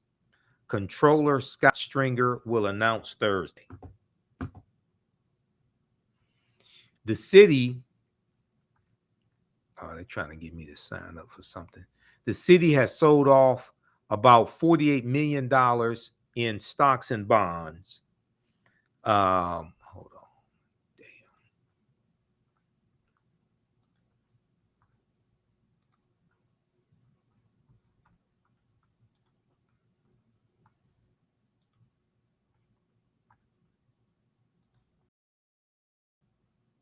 All right, hold on just a second here.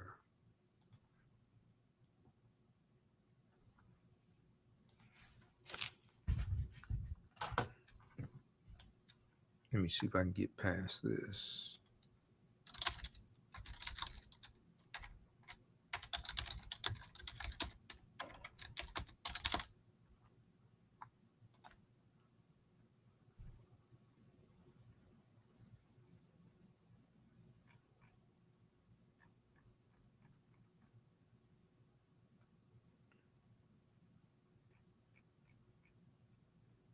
All right, let's continue here.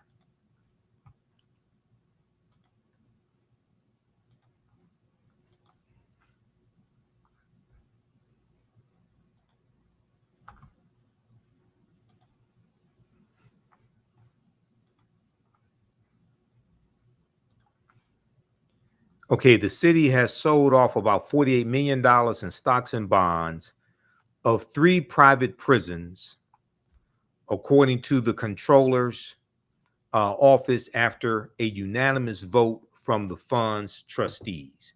After a unanimous vote from the fund's trustees. The move comes after a scathing federal audit of private prison facilities last year, and after 8 immigrant detainees have died in the last fiscal year while in private immigration detention centers, which house 65% of immigration and custom enforcement detainees.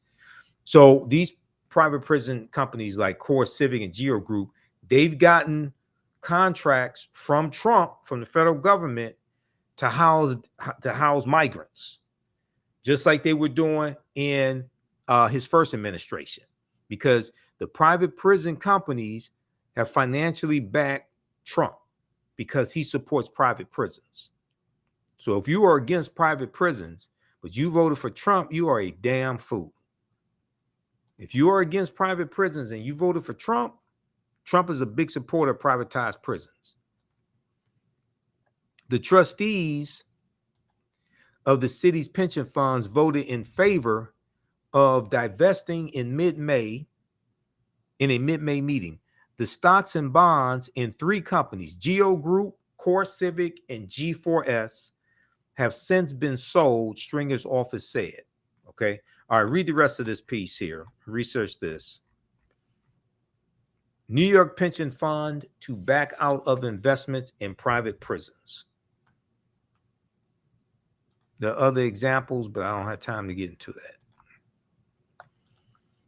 Now, this is an example of leveraging our economics to enforce our political agenda.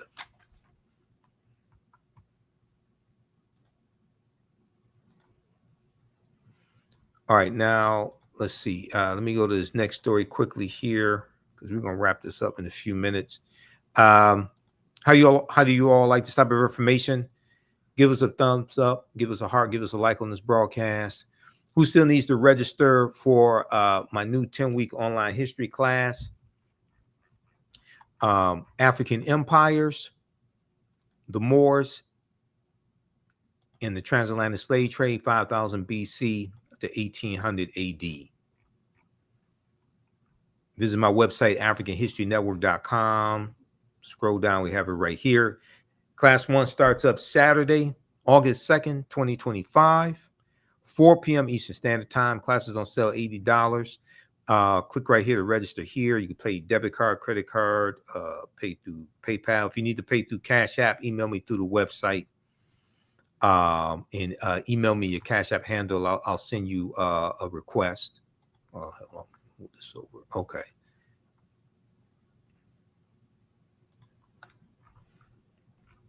All right. African empires, the Moors, and the transatlantic slave trade. You know, I've been teaching these online classes going back to 2017.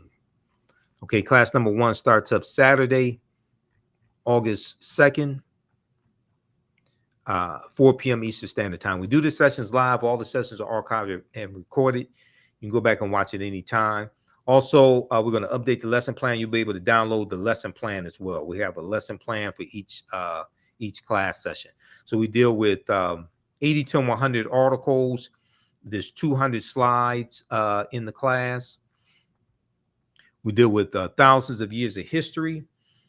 We deal with African empires, kingdoms, African rulers, and then also we'll deal with the history of the Moors going into Europe, taking the teachings from the Nile Valley region of Africa into Europe. And this is what's going to bring Europe out of the Dark Ages. We'll deal with the beginning of the transatlantic slave trade also, and better understanding that, and also how African people fought back against the transatlantic slave trade, and going into throughout the diaspora, how we kept a lot of African culture, African ways of doing things, how this gets infused into and meshed with a new European culture that's being forced upon us. Okay, so it's a lot of history that we deal with in this class. Okay, so visit our website, AfricanHistoryNetwork.com. You can use this information with your children also. The content is PG-13. So it's not overly graphic. I don't do a lot of cursing, things like that. We do the sessions live. All the sessions are archived and recorded. So you can go back and watch it anytime as well. Okay. All right. Now, next topic here. Let me get to this quickly. So we know that Trump released the MLK Files, 240,000 pages of MLK files, and he's doing this to distract from not releasing the Jeffrey Epstein files. Now, yes, he did say he did sign an executive order back in January to release these files and JFK files, things like this. We didn't learn a lot of new things from these files, but the timing is suspect. Okay, and at the same time, Speaker Mike Johnson shut down the sent the House of Representatives on recess one day early to avoid taking the vote to release the Jeffrey Epstein files. Okay, more cover-up is taking place. Trump administration releases FBI records on MLK Jr. despite his family's opposition. This is from the Associated Press, July 21st, 2025. The Trump administration on Monday released records of the FBI surveillance on Dr. Martin Luther King Jr. despite opposition from the slain Nobel laureate's family and the civil rights group that he led until his 1968 assassination. That's the Southern Christian Leadership Conference, SCLC. The digital document dump includes more than 240,000 pages of records that have been under a court-imposed seal since 1977. A court-imposed seal since 1977, when the FBI first gathered the records and turned them over to the National Archives and Records Administration. In a lengthy statement released Monday, Dr. King's two living children, Martin III, 67, and Reverend Bernice King, 62 years old, said their father's killing has been a captivating public curiosity for decades. But the pair emphasized the personal nature of the matter and urged that the files, quote, be viewed within full historical context. Be viewed within full historical context.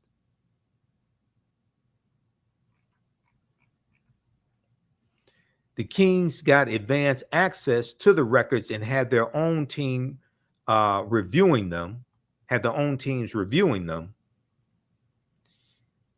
The efforts continued even as the government granted public access. Among the documents are leads the FBI received after King's assassination and details of the CIA's fixation on King's pivot to international anti-war and anti-poverty movements in the years before he was killed. It was not immediately clear whether the documents shed new light on King's life, the civil rights movement, or his murder.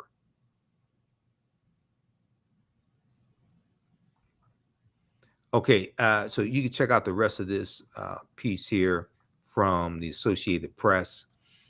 Trump administration releases FBI records on MLK despite his family's opposition. Then there was another one that I saw here from the New York Times. Trump releases thousands of Martin Luther King Jr. files.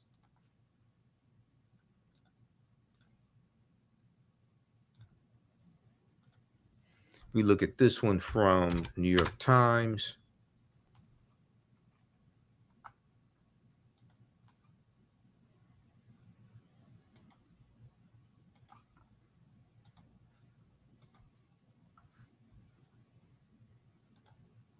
Trump releases thousands of Martin Luther King Jr. files.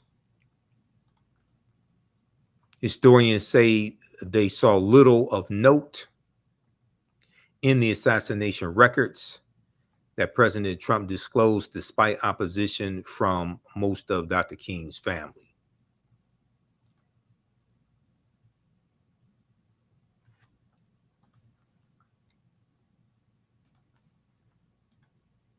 That's from the New York Times. There was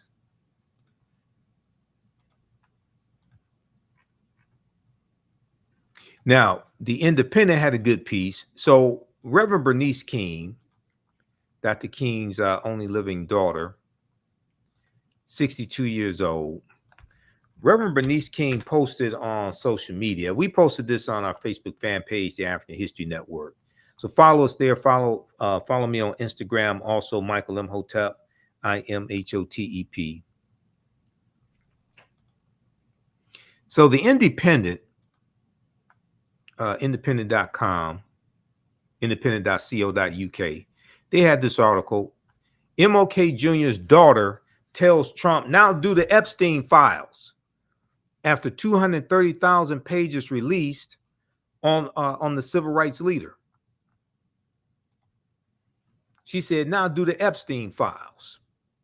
Bernice King's demand comes after Tulsi Gabbard announced the release of thousands of documents tied to Martin Luther King Jr.'s 1968 assassination.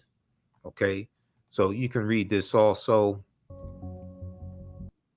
Damn ads. God damn. Hold on. Come on. Close all this stuff out. Okay, she posted on X. You can follow her at Bernice King. I follow her on X. I don't use X a lot since Elon Musk bought it. But she posted, now do the Epstein files.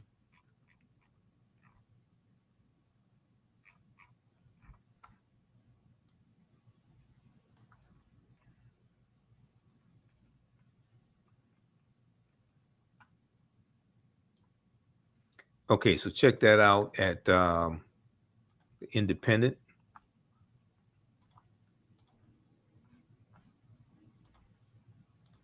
Let's see. Now, as another piece I wanted to go to. Okay, so in an attempt to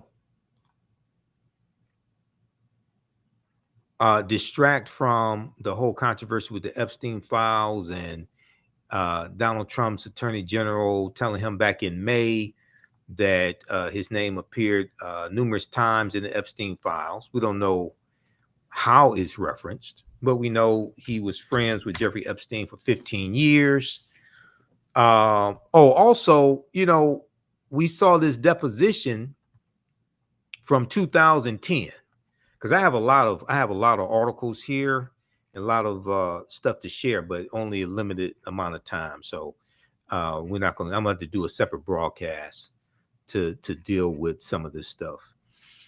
But follow me on my Facebook fan page, the African History Network, because we've been dropping information dealing with this. So this deposition from 2010, video of this deposition resurfaced. The Midas Touch has this. I'm gonna pull this up on Facebook. Jeffrey Epstein was interviewed for a deposition March 17th, 2010. Okay. Let's take a look at this. He was asked about Donald Trump.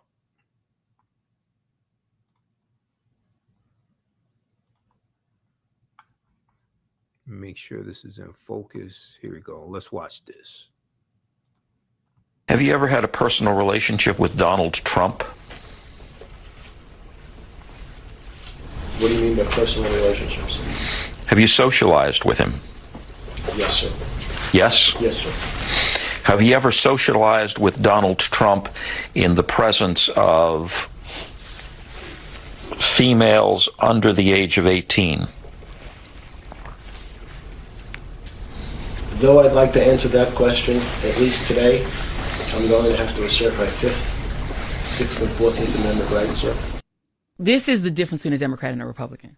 Trump had nothing to do with stimulus checks and actually opposed them. Mm-hmm. But when those checks passed and Nancy got the checks for him, he said, guess who's getting the credit for it? Not Nancy. Okay, that was Joy Reid talking. All right, so there you saw Jeffrey Epstein, who wanted to invoke his 5th, 6th, and his 5th, 6th, and hold on, what was that? What did he say? He wanted to invoke his 5th Amendment right, his 6th Amendment right, and 14th Amendment rights.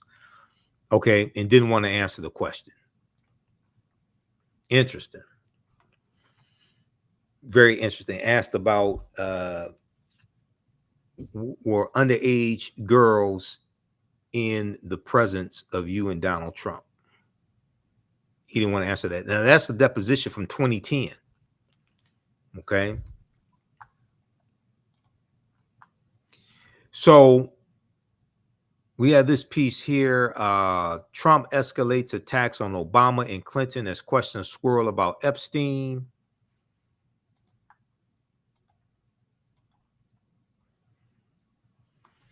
And now Donald Trump is, so he's saying that President Obama committed treason regarding the 2016 election and the investigation, and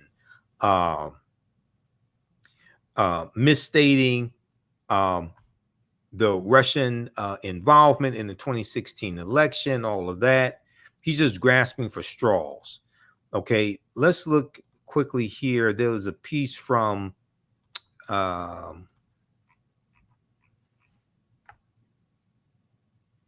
New York CNN fact check, just for the sake of time.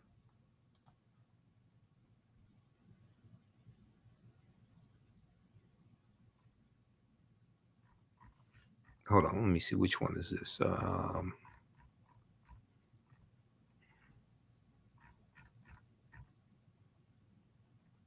Oh, okay, let's look at this. It's widely misleading. And then I think I'm going to go to a clip from MSNBC that breaks this down.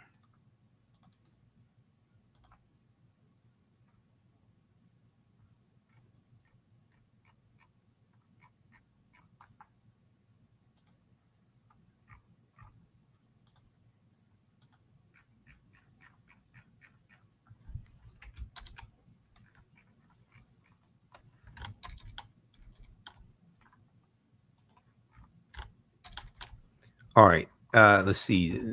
This is it's just widely misleading. Let's flip over to this.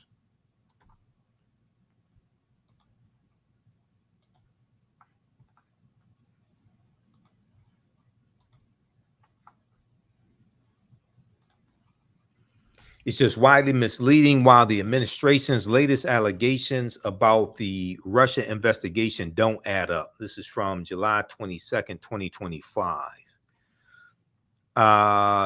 So they talk about Director of National Intelligence, Tulsi Gabbard, classified and released new intelligence documents on Friday that she claimed were evidence.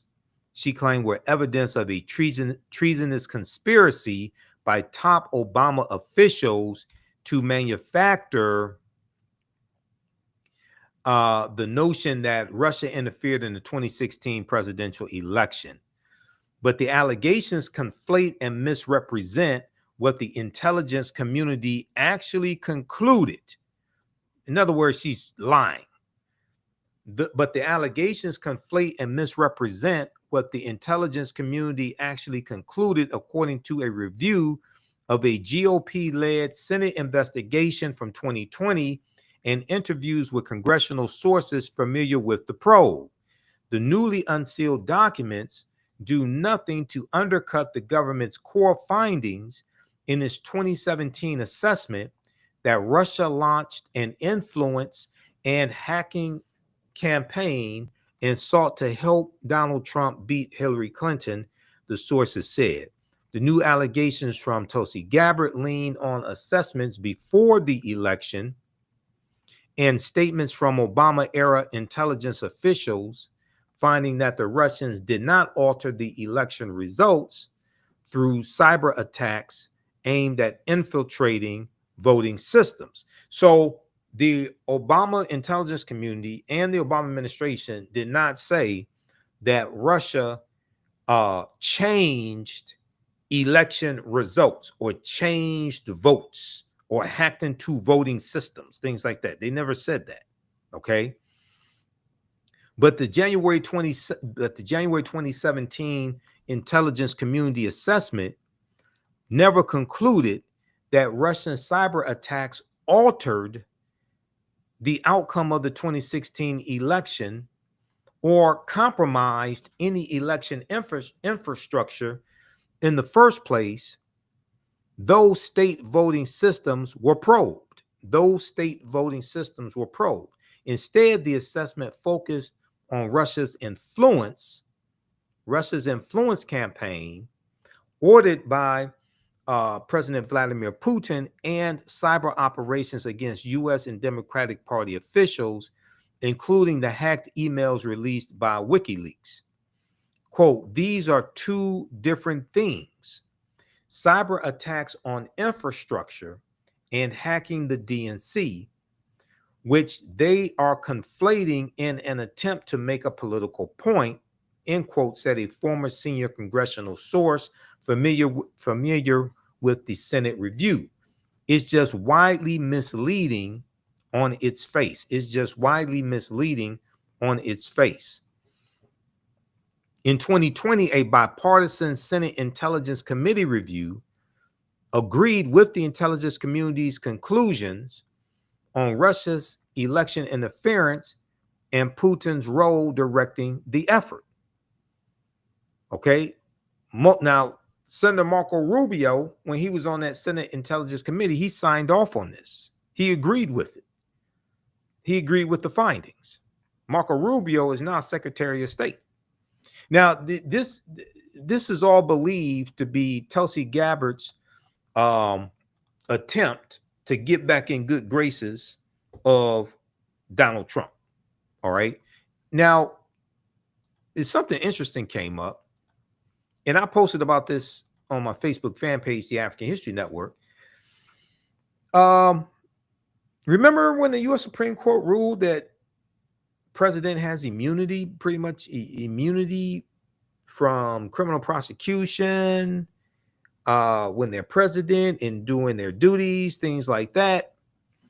That applies to Barack Obama too, when he was president.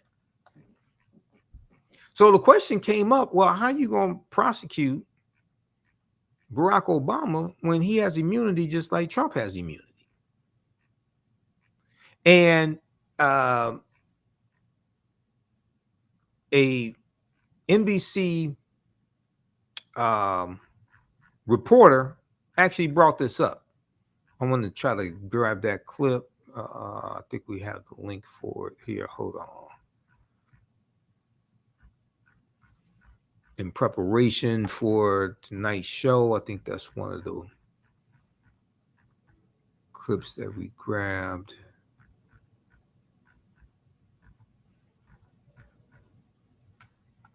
All right, hold on. Let me go here, and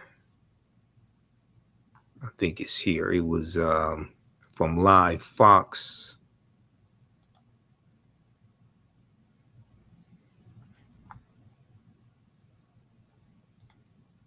Hold on, where is that?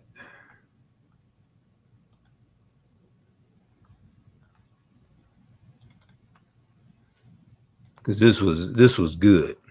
They asked Pam Bondi this question, White House press secretary, who's one of the dumbest press secretaries there is.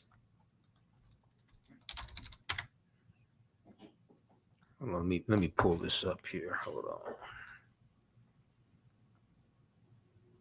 All right, go ahead and post your comments here also. Be sure to subscribe to me on YouTube, Michael Imhotep on YouTube, and on Instagram, and my Facebook fan page, the African History Network. Okay, let's go here.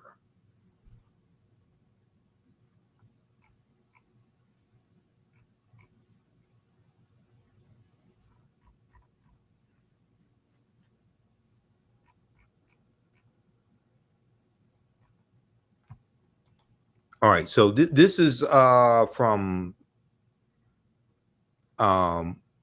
Fox Now, I think it is. This is a short they put together.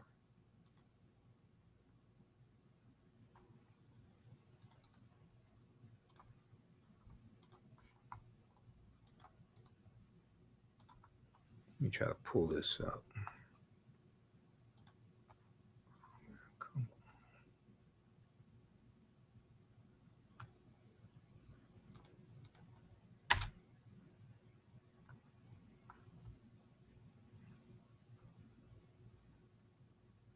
Page unresponsive. Hold on, what are we doing? Let me try to do this another way.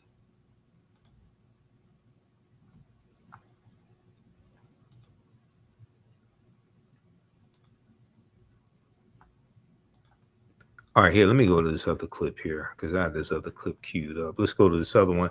This is from MSNBC. Trump still jealous of Obama's popularity as he lashes out amid Epstein fallout. This is from July 23rd, 2025. It looks like MSNBC. Let's go to this clip here.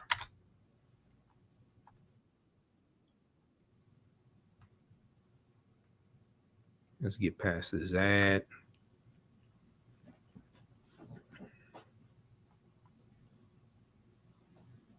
Okay, stand by. Here we go.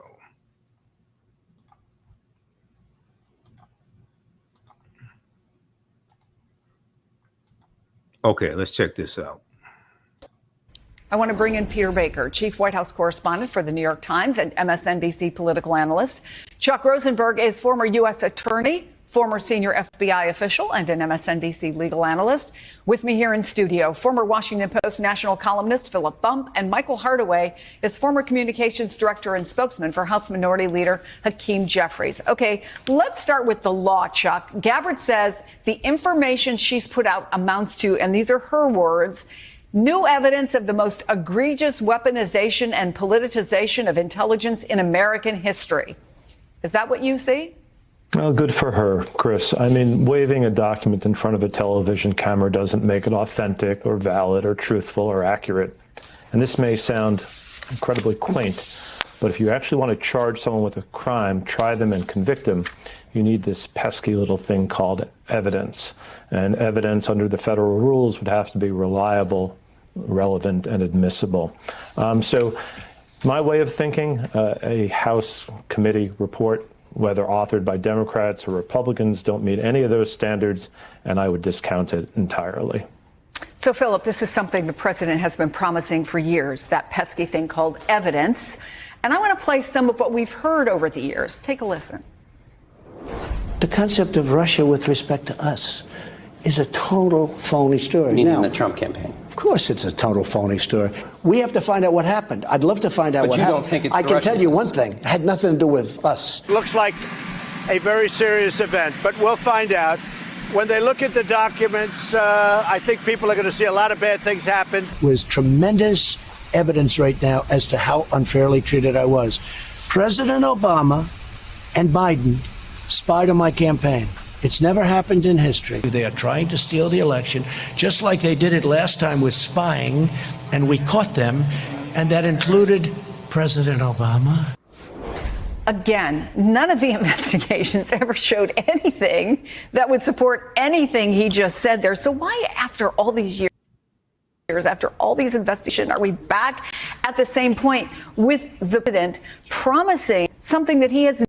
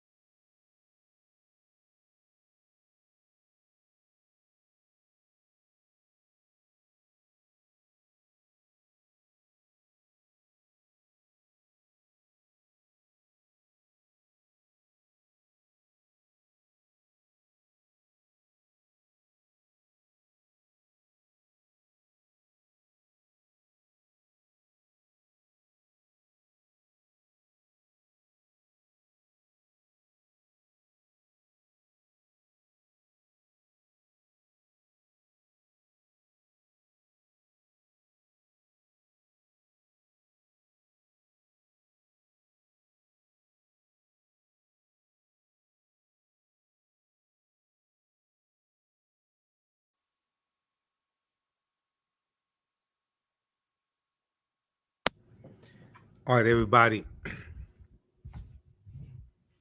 Okay. Hey, this froze up on me, but we're going to call it a night. Thanks for hanging in there with me. Go back and rewatch this broadcast and hold on. Go back and rewatch this broadcast. I'm going to do a separate broadcast where we continue this discussion here. Be sure to register for my new online history class, African Empires. Hold on, let's see. At my website, AfricanHistoryNetwork.com. Be sure to register for my new online history class, African Empires, the Moors, and the Transatlantic Slave Trade, 5000 BC to 1800 AD. Class starts Saturday, August 2nd, 2025, 4 p.m. Eastern Standard Time. This is a 10-week online history class. We do the sessions live. All the sessions are archived and recorded. You can go back and watch it anytime. You can use this with your children also. Content is PG-13. We have over 200 slides in the class. There's 80 to 100 articles that we reference. There's 15 books that we reference. So it's a very visual class. We show video clips, excerpts of interviews that I've done. Also, you don't have to buy any of the books to follow along in class. I'll show you screenshots of the text from the books also. Okay, so register right now. This also helps support the African History Network. Visit our website, AfricanHistoryNetwork.com, AfricanHistoryNetwork.com. And you're going to learn a lot about history in this class, a lot about African empires, African kingdoms, where we talk about ancient Kemet, whether we talk about Nubia or Kush, Axum, Merowe, Ghana, Songhai, Mali, Great Zimbabwe, Carthage, and the Carthaginians and Hannibal Barca. We deal with the Africans known as the Moors that take the teachings from the Iberian Peninsula, take the teachings from ancient Kemet, ancient Egypt, and the Nile Valley region of Africa into the Iberian Peninsula, today known as Spain and Portugal, and they take that all throughout Europe. Okay, and those teachings are also going to make their way to the 13 colonies in what we call the United States as well. And we deal with the transatlantic slave trade, the origins, things like the doctrine of discovery, 1452, Pope Nicholas V, ordering the Portuguese to reduce to servitude all infidel people. And we deal with how all this history evolved, and also understanding the transatlantic slave trade. All right, look, we have to get out of here. Remember, at the African History Network, we focus on educating, empowering, and inspiring people of African descent throughout the diaspora and around the world. Because right now, it's correct your own behavior. It's not over till we win. Wakanda forever. Also, our PayPal and Cash App information is here as well. Here's my Cash App information, $ the AHN show through Cash App, $ the AHN show through Cash App, and through PayPal, PayPal.AHN show. Some people set up fake African History Network Cash App accounts, so I had to put this graphic together. Ours is $ the AHN show. It'll probably say, and it'll say Michael when you go to it. Click right here on the link, and it has our QR code here for Cash App also. I'm still trying to get the fake African History Network Cash App account shut down, and here's our link for PayPal, paypal.me/the AHN show. Okay. All right. Remember, right now, it's correct your own behavior. It's not over till we win. Wakanda forever. It's not over till we win. We'll talk to you next time. Peace. Thanks for joining us tonight for the African History Network show.